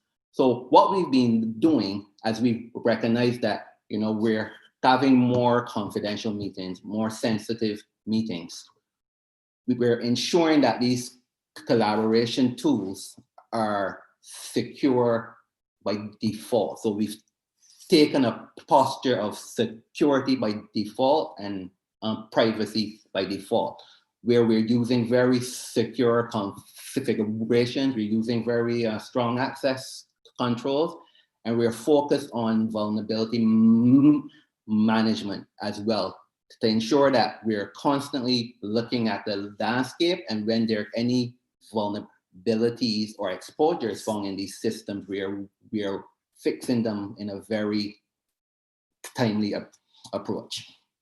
And we use an enterprise tool set that really allows us to centrally manage and control all these end user devices, even when they're accessing our online collaboration tools. And we know when people use their privileged access, and we know what information they're seeing or accessing, and we can effectively enforce policies on a global scale, or we can enforce or adapt in real time. And the final slide, I want to take a broader look at the importance of national cyber security strategies. So I think it's important, it's imperative that all regional governments develop national cyber security strategies. We've seen a number of governments across the region who develop, but there's still large gaps. And some of the key things that the governments need to focus on are incident response, critical infrastructure protection, education and training, and education and training from the perspective of workforce development. How do you create your environment in your universities that you're developing the cyber security workforce of the future? Also, what's important is legal and regulatory reform. Government needs to play a major role in terms of defining the strategy, but they also need to take a major role in terms of bringing all the stakeholders together and creating a framework for collaboration and cooperation. A critical foundational piece of a national cyber security strategy is still your computer misuse and your privacy legislation. We're still seeing a number of countries across the region who don't have these critical foundational pieces in place.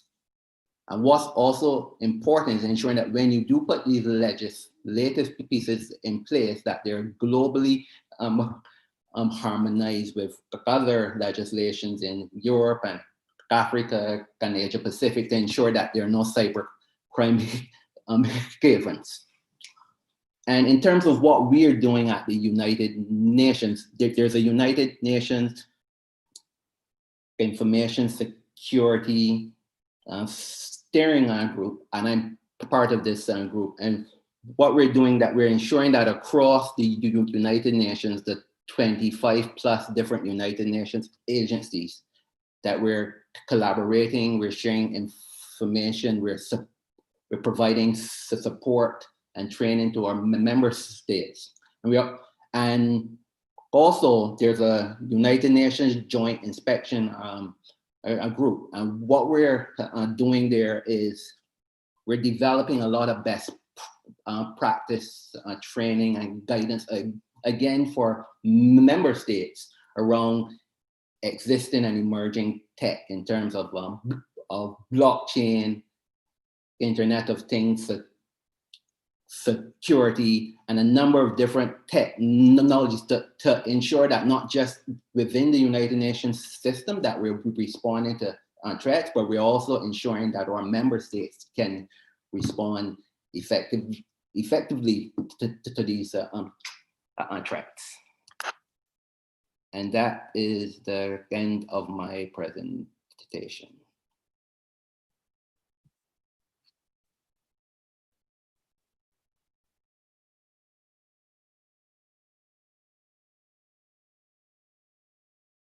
Chair, would you unmute, please?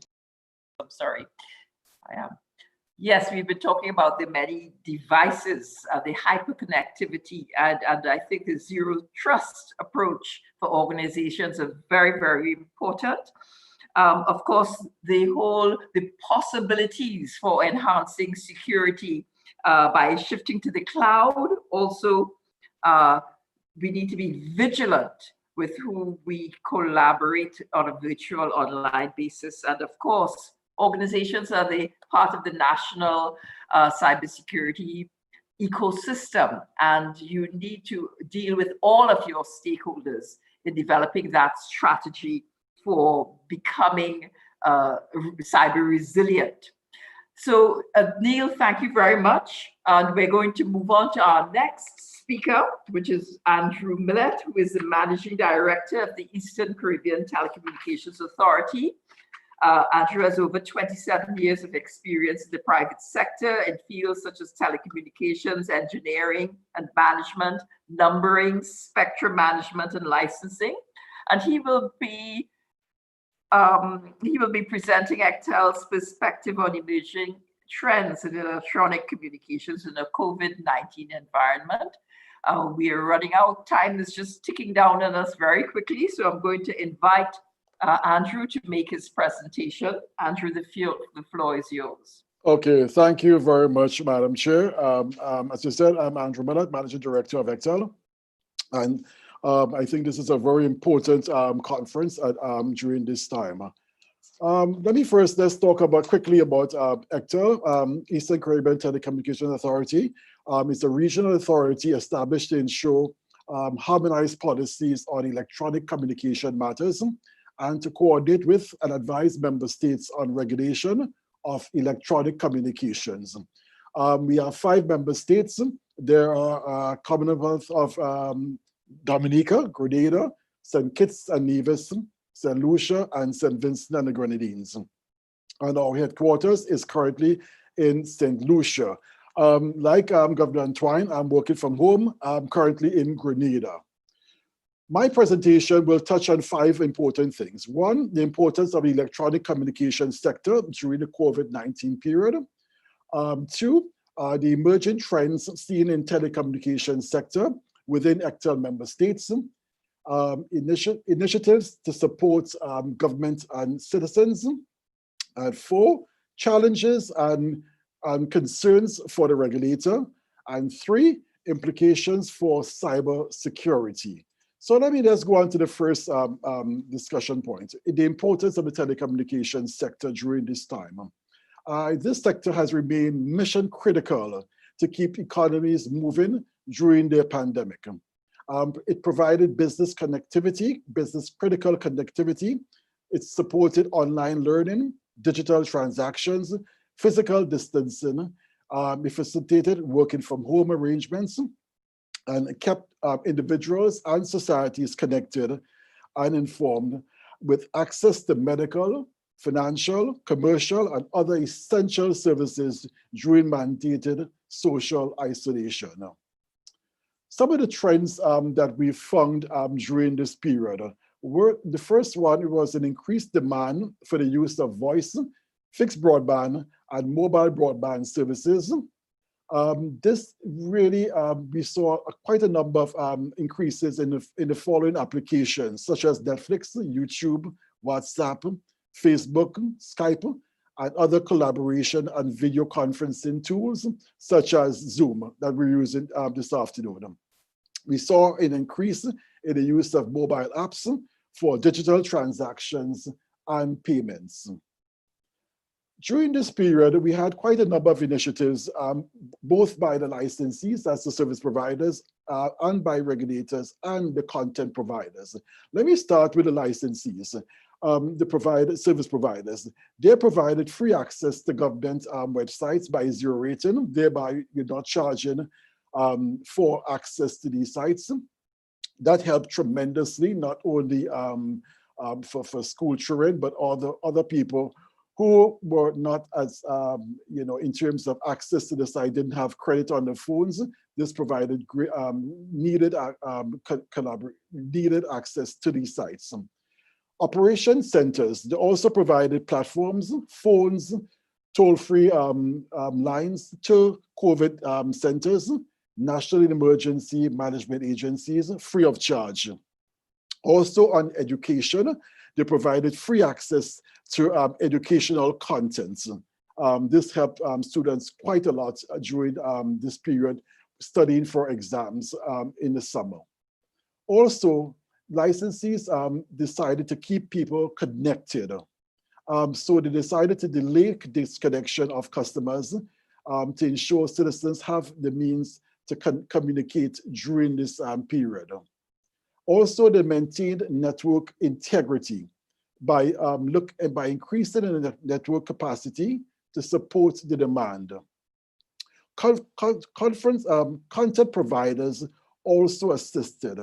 They also decreased the bandwidth consumption to free up bandwidth for necessary activities. One such provider is like Netflix, who decreased the modulation techniques so that the need for increased bandwidth, so the bandwidth needed was decreased.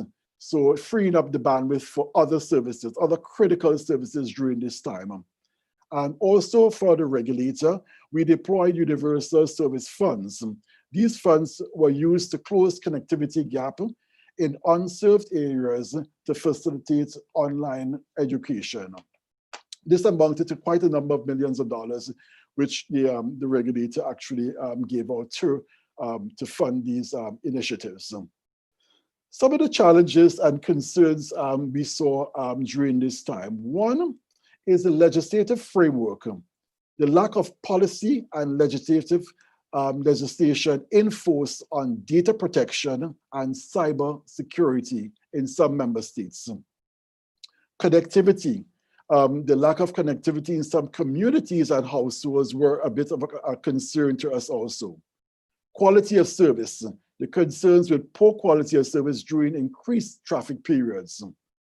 Under network security, which is very relevant for this, this conference, is the resilience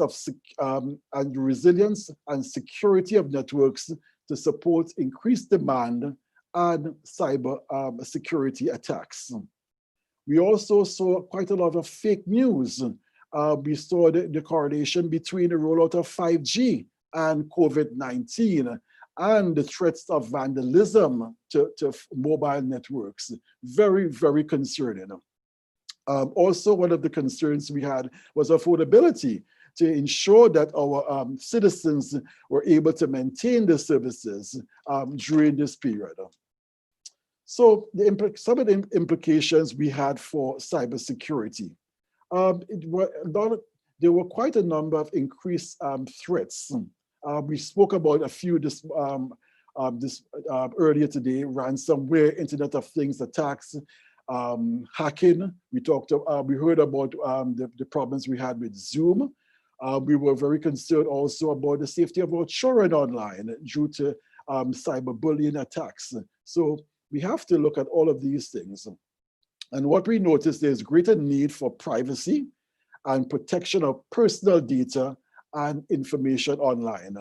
And we need very secure connections for remote workers and enhanced security for e-commerce transactions.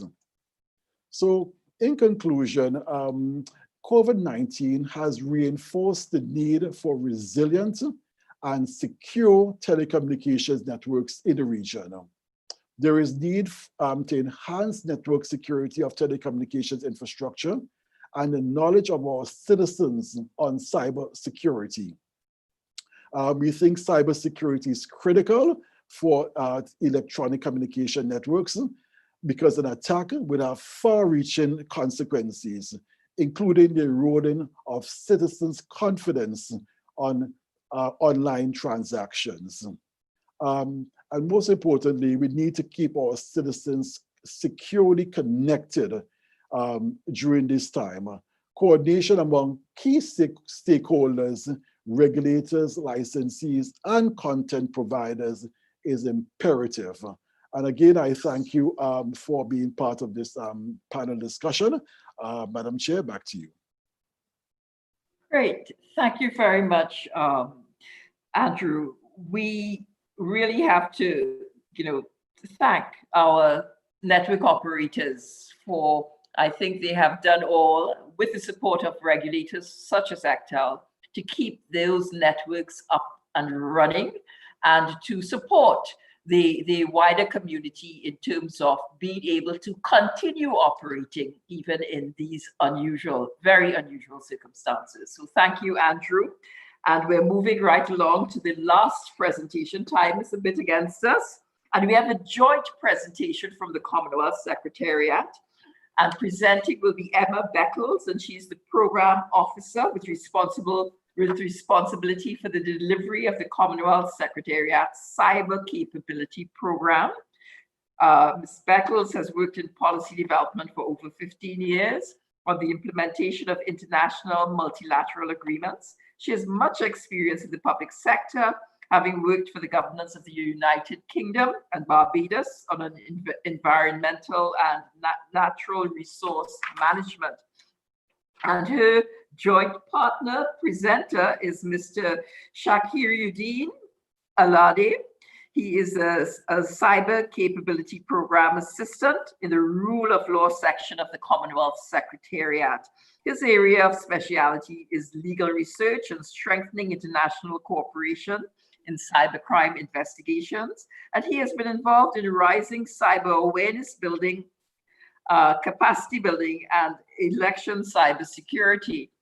And they will be explaining the role of the Commonwealth Secretariat and the nature of support available to Caribbean countries, and also the importance of the Commonwealth Cyber Declaration. So I'm going to turn over, I believe, Emma, you're going first, and then Shakiruddin will be following.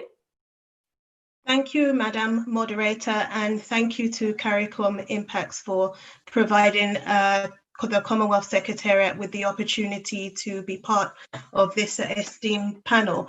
In the interest of time, we will not be placed in our presentation on the screen, but we can make it available to those who may want to see it. So I am going to talk about the role of the Commonwealth Secretariat and our cyber programming. And we're also going to talk about the emerging cyber trends and challenges and the new ways of working and the opportunities that may have presented themselves as a result of COVID-19. So for those who may not know what the role of the Commonwealth Secretariat is, we're an intergovernmental organization, and we work with member governments to deliver on the priorities of the Commonwealth heads of government, and we promote international consensus building. So the Commonwealth Charter sets out our values and our aspirations, which are around democracy, human rights, and the rule of law. The Charter also expresses the commitment of member states to the development of free and democratic societies and the promotion of peace and prosperity to improve the lives of all people of the Commonwealth. There's also an acknowledgement in the Charter of the role of civil society in supporting goals and values of the Commonwealth. Our work is delivered by a number of technical programs. The technical programs include the rule of law, election support, violence against women and girls and gender justice, women's economic empowerment, countering violent extremism, youth support, human rights, education, health, sports for peace and development, trade, oceans, and natural resources. Our role is to provide technical assistance and advisory services to our member countries. The Commonwealth Cyber Declaration was endorsed by the Commonwealth Heads of Government in 2018, and that is when the Commonwealth Cyber Capability Programme was established. Now, the declaration is a commitment made by our member countries to set out a common, open and inclusive across the Commonwealth. And it's also a call to action for countries to exploit the Commonwealth advantage. And by Commonwealth advantage, I mean the common law, a common official language, similarity of public institutions, and shared values. So that is the premise for the Commonwealth Cyber Declaration.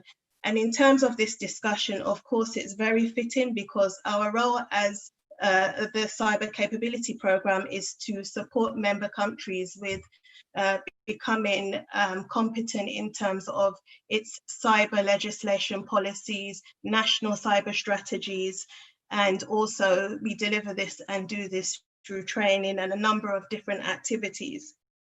The programme in itself was funded by the United Kingdom Foreign and Commonwealth Office, and they initially funded 4 pilot projects. The first project was the cyber capability assessment of 3 member countries. Those member countries at that time was focused on African countries, and this was an assessment of their legislative gaps and their policy gaps. The second project was the capacity building of judges, prosecutors, and investigators in the Caribbean region on electronic evidence. The third area of support is the strengthening of international cooperation. And of course, it's fitting in this discussion because we've talked quite significantly about the need for international cooperation. And of course, this is something that we've wholeheartedly support through our programming. And the final project was the strengthening of election cybersecurity. So this was the 18-month pilot program, and we're now moving into a new round of programming. So we see this as a crucial opportunity for member countries to make themselves known to us so that we can support them in their cyber implementation. So the other point I'd like to make is that as a Commonwealth, we are 2.4 billion people. That is a huge amount of population to actually get cyber. To increase their cyber knowledge.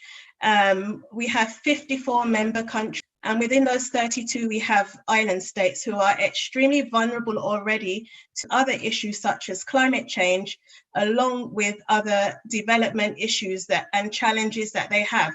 And at this time, we have seen a significant increase, of course, in cyber crime across the world, not only in the Commonwealth, but globally.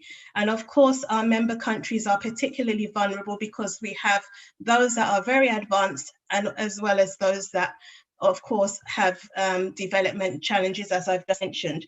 So I'm going to hand over to my colleague who is going to run through some of the COVID-19 emerging cyber trends that we have seen, because I'm going to inform us of the many issues they're facing, particularly around computer literacy, remote working challenges, how to keep their critical national infrastructures secure. These are some of the challenges that our member countries are facing at this time.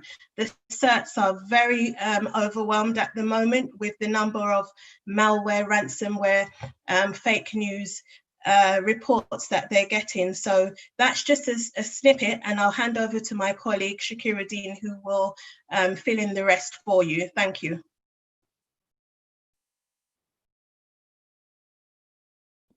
Thank you so much, Emma. Madam Moderator, member of the panelists, thank you to the CARICOM IMPACS for giving me this opportunity to join this afternoon. I'm going to take you with very little time left through the emergency trend that we've seen in the COVID-19 era. And in the Commonwealth Secretariat and along the rest of the world, in the Commonwealth and as well as the rest of the world, we are all forced online, either we like it or not. The remote working has shot up more than expected. And this has actually brought security issues as well. Just like the governor said, because we're all working at home, we have all become very vulnerable. We've seen the delivery of education, either secondary or university, tertiary, and even professionals have actually gone online to do their training. We've seen the impact on the digital divide as a result of the lockdown and quarantine. For us in the Commonwealth Secretariat, the key thing is the access to justice. Now, most courts were not able to function. We've seen them go online and do different kind of things. A massive increase in the online commerce as well. And the Caribbean, for example, tourism has been badly affected. Most people doing the banking, just like the governor said, everybody doing transfer online. This is across the Commonwealth as well. We've seen massive increase in the attempted fraud. Even the fraudsters are working from home. So it's not just people sitting down in the offices now. The fraud, and I must put at this point, the impact of COVID-19 has made so many people unemployed. Now we are looking at whiz kids, brilliant people, geniuses who now think, I'm out of job. Well, I could go and look for something. Everybody is going online. The fraudsters have increased in numbers. Implication for security chains, because again, we've been locked down, we've all sat at home. Supply chains have been attacked everywhere. The same thing goes for the health services. Again, the impact on the critical national infrastructure is really, the governors and every other speakers have mentioned this. Banking sectors, commerce, and everything is gone. Now, for us, looking at the opportunities that are available, we need to look at the threats that is there. Fake news is on the increase. Now, most of these fake news are being operated via trolls on fake account names. Again, because of the remote working, we've seen the system of communication at work, which is just like this forum we're using, Zoom. In the Secretariat, for example, we've done over 3,000 Teams meetings online, which is an online meeting. And one of the things you'll notice that even Teams has been attacked.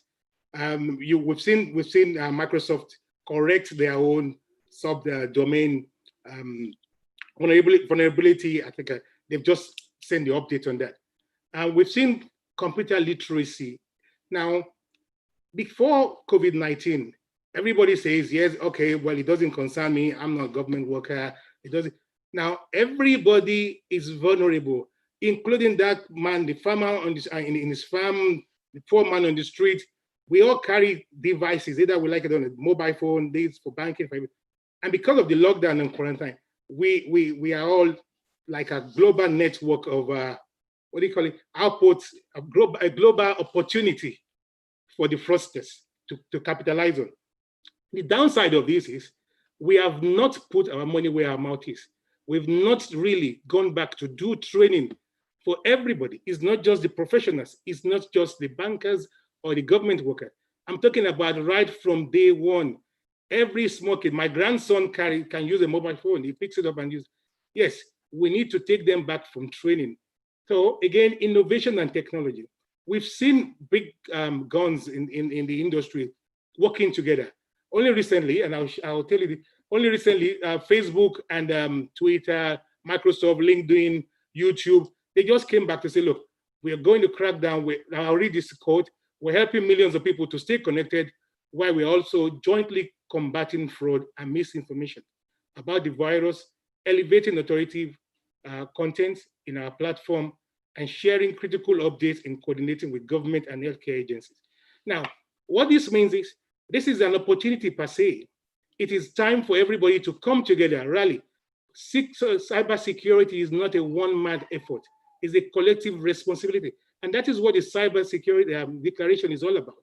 It's about making it secure, free, and available for everybody. Now, like Emma told you, the UK government has sponsored our program. We are not looking, the Commonwealth Secretariat is not looking at just sponsorship. We're looking at everybody putting their hands together, banks, wherever. Look, if you got the know-how, technical know-how, we are there to facilitate. We are convened because the Secretariat is a convener. And the opportunity is for you to link out with experts, with people across, share good practices, which is what we're going to do. Now, the way we want to respond to this, to respond to vulnerability and capacity building, is to enhance national SAT and CSATs. If your computer security incident response team is so good, then your country is really safe because you can rely on them. What I've noticed across the Commonwealth is most people, I'm glad we've seen people from big wigs from telecommunications talking to us this evening. Now, is we don't network. We still say we are networking, but we still work in silo. We need to reach out to regional partners, even with or should I say, industrial partners within our own countries, talk less of regional. The way the Secretariat is moving forward is to enhance national SAT, to create stability via international cooperation, working with regional agencies. I mean, we've been working with CARICOM IMPACS, the RSS, we're working with those of them in Africa and the Pacific. We're looking at protecting critical infrastructure via training and collaboration. Now, most of the time, and the people at the CARICOM IMPACS can say this, we or RSS, we will send people to do workshop. COVID-19 has restrained travel. I mean, now what we are saying is we're ready to work with people on the ground, experts on the ground. If you've got know-how of how to do things, we will facilitate things for you to make sure we bring other experts to work with you. And in our in-house legislative teams, because we've got different templates of things, we can actually help you to comply and, or promote your, what do you call it? Your legislative drives, individual and collective training. Now, if we want to get this cybersecurity to what we are and combat cybercrime, we need to train everybody, individual and collective action, training via collaboration. Now, I remember when we came down sometime last year, early this year, to CARICOM IMPACS, we did mention that they're going to create awareness. The awareness is right from mothers, families, schools, churches, everywhere. If you want to make a difference, start from your own house, not from the office alone. if you can buy a device for your grandson, your son, your daughter, let them know the vulnerability, because your mobile phone will actually put a problem for your house or your workforce. Thank you very much.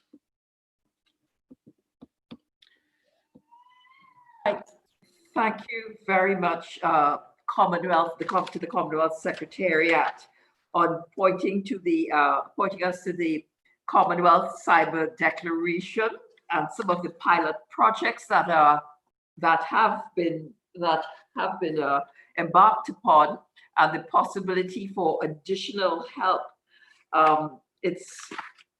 We've really exhausted our time, and unfortunately we don't have much, I think we have a little bit of wiggle room, but so what I want to do is just take as a comprehensive whole some of the very important lessons that have come out of the whole discussion. But before that, I think there was a question that someone asked with respect to, this is for Rich Mark, and the question is, have you had many successes in cloud forensics? Now, you had given quite a detailed list of mobile forensics and computer forensics. The person has asked in our audience, have you had any success in cloud forensics? For Rich Mark. Okay, thank you again, Madam Chairman. In response to the question, yes, we've had a lot of success in cloud forensics, and as I would have mentioned, we do the mobile forensics and the computer forensics. But all of the suppliers that we use today have migrated to the option to allow for cloud forensics. What I must say though is that even though we've been very successful, we tend to use it a little different. So we heard mentioned before about working from home and using the cloud for Microsoft and so forth.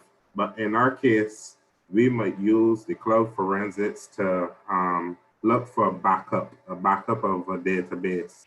When I say database, this might be in the form of something as simple as WhatsApp, an everyday tool that most people use for communication on cell phones. So if we're doing a mobile extraction and there was a WhatsApp database on the phone, in most cases, we might use cloud forensics to get the key, the decryption key, for us to be able to read the information from the database. So yes, from that extent, for the mobile phones, we have been successful, but it's also available to us for the computer devices as well, assuming that the information is there.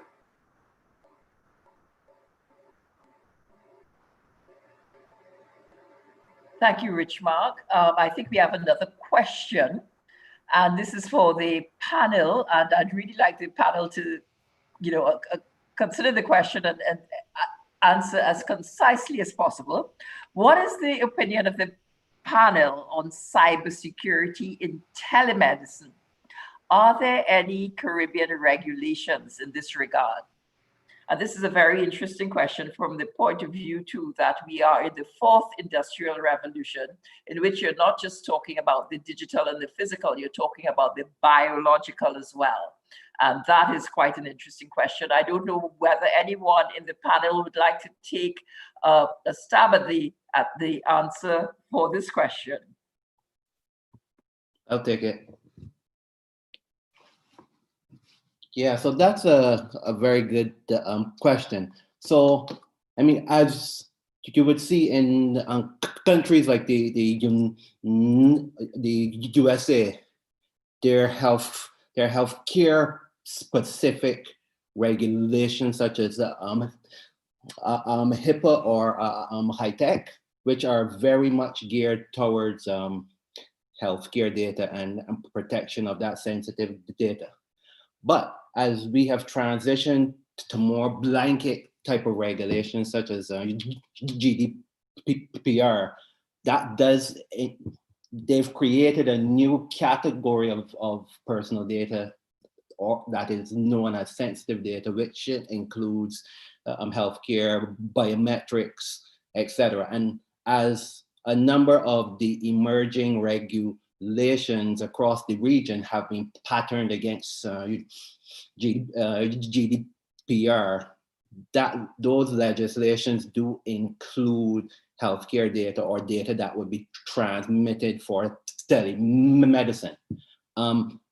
The concern which I have, there's still a number of countries in the region who don't have privacy or data protection legislation in place. I think out of the 23 or more countries, I think there are about 6 or 7 right now with privacy regulation. So that's a critical gap that we need to fill in terms of how we address the use of personal data across different types of environments, whether it be healthcare, online retail, different types of segments.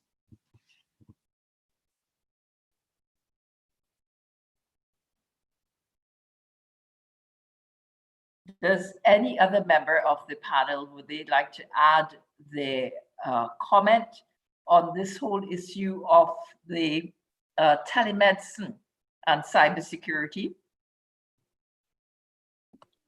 Well, I can say something briefly.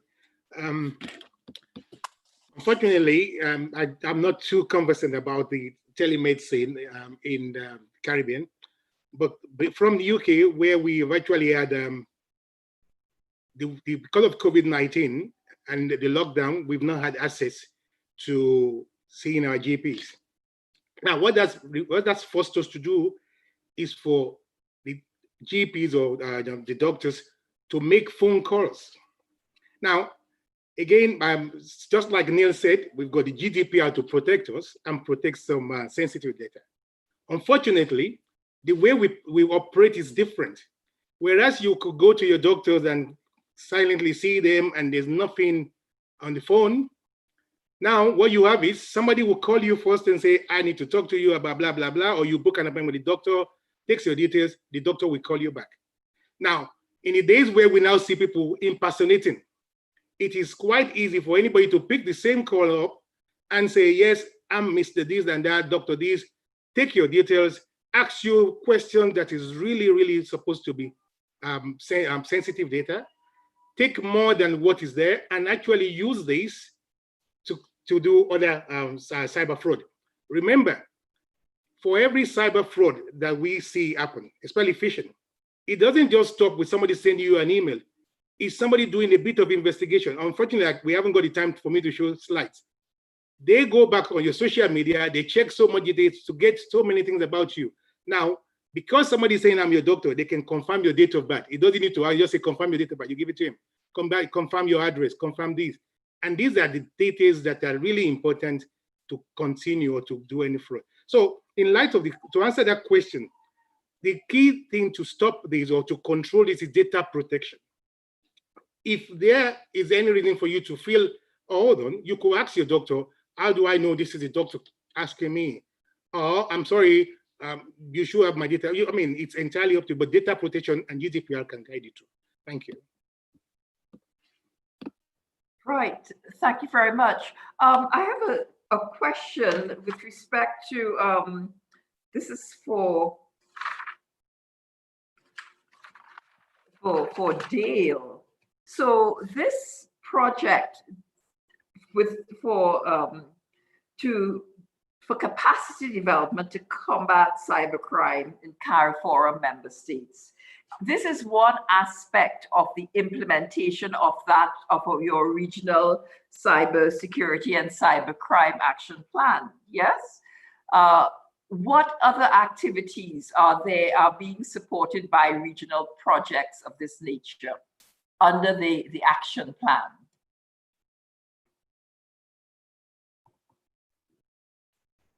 So just to be clear on your question, you are asking about the 11th EDF project and some of the activities we have planned, or you are asking about cybersecurity projects holistically in the region? Just from my understanding.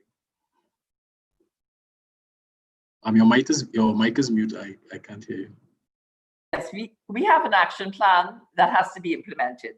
So I'm asking, if your capacity development to combat cybercrime, this particular project is one aspect of implementation of that action plan, and if there are other such projects that will be implemented under the plan.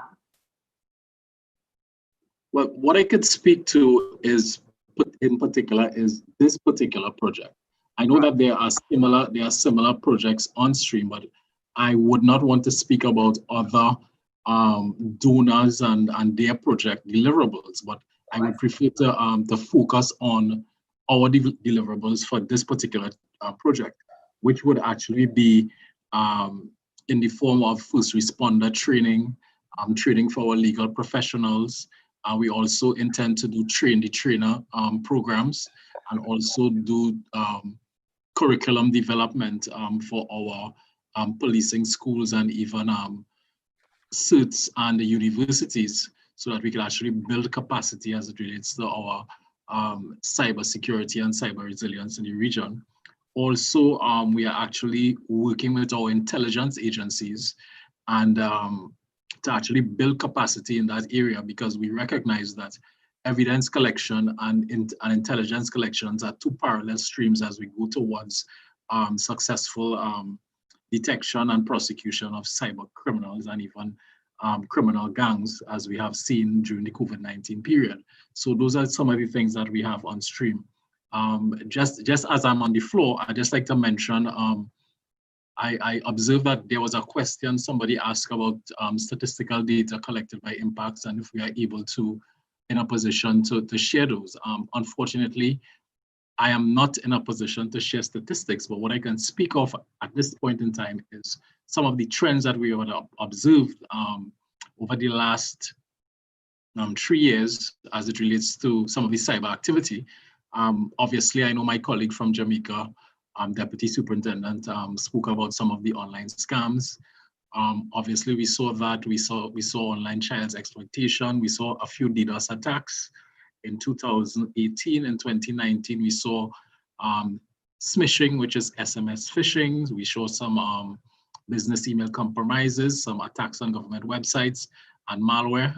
And at the beginning of 2020, there were some occurrences of ATM malware and obviously credit card and ATM skimming. There was some virtual meeting compromises, and I think this is a global phenomenon, and the region is not immune to that.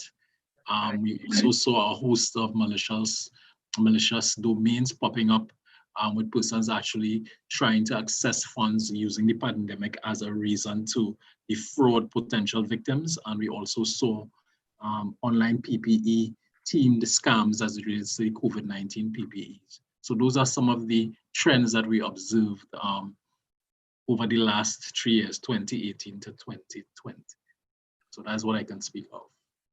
Right. So I think we're really on the home stretch here. And I want to just sort of summarize some of the main things that we've discussed. And the first of all is the need for investment in the technology, and technology costs, right? But you have to make that sacrifice and make the investment in the technology and the tools that would enable you to be secure. The second thing is public awareness is essential. It's like a first step. People have to be made aware, and it's all of your citizenry, not just your government, your public sector, your private sector, it's everyone. I think that point was well stressed.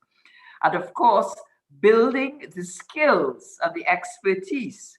It calls for training and cultivating that cyber resilience consciousness amongst your workforce. Very important. Of course, this is just, I think everybody has touched on it in one way or the other. The need for at the national level, regional, and international collaboration and cooperation.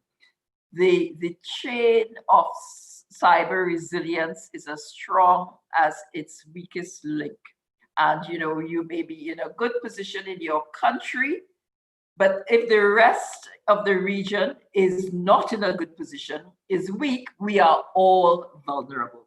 And of course, our threat agents and bad actors, they're going to go after the weakest link. So the collaboration and the cooperation are absolutely important. We have to facilitate, and I think we heard about it from the governor of the central bank, mechanisms that enable us to collaborate and share information in meaningful ways. The other thing that is really of concern, we need to strengthen our policy and legislative frameworks. There is the need for legislative reform across the region and commonality of legislation, so that a crime in one country is a crime in another country, is a crime in another country, and then that strengthens the collaborative framework. So, and that is and the need for the harmonization, I think it was mentioned, regionally and globally, an important tool, an important weapon, an important defense if we're going to deal with the whole issue of cybersecurity and cyber resilience. And then the need to strengthen our regional institutions, the CERTs, the labs, RSS, CARICOM IMPACS, CTU. We need to have the organizations, the institutions properly equipped with the right staff, the right expertise, if we are going to have a comprehensive defense and a strong attack, and if we are going to be able to be a cyber resilient region. And I cannot stress that. We have seen the difficulty when we have to depend on funding from our international development agencies just to do what we have to do for ourselves. And this is a major concern. Well, I want to just say thank you to the Commonwealth Secretariat and of course the UN Ops, though they are providing support, part of the collaborative fabric that could help us hold together as a region. So with that, I think I have captured the major points, the need for building the skills and expertise, investment, and so on and so forth. And if we need to, I think, prevail on our leaders of that you know, yes, you could get help and support, but at the end of the day, cybersecurity and cyber resilience, they are our business. And we have to make the effort and make the sacrifice to ensure that our citizens, our governments, our businesses, everyone is in a better position to be secure and safe. And we heard that the threat is expected to increase, the risk is increased because we are in a hyper-connected, very, very technical, very fast-moving environment. And we've seen the effects that a single person in his basement hacking, he could do a lot of damage in a very short space of time. So I'd like to thank my panelists, the panelists. I think we've done a really, really imparted a tremendous amount of insight and understanding. And of course, we continue to collaborate and work together. And I take this opportunity to thank CARICOM IMPACS for the honor and the privilege of being part of this panel and being part of this whole move to enhance cyber resilience in a COVID-19 age. So I thank you all. Thank you. Thank you. Take care. Thank you, Ms. Lewis. On behalf of CARICOM IMPACS, we'd like to thank all the panelists that were with us this afternoon and also all our viewers. We trust that the session was very informative and that you had some very good takeaways. Thank you very much all and have a good evening. Thank you. Thank you. Thank you. Thank you very much. Thank you.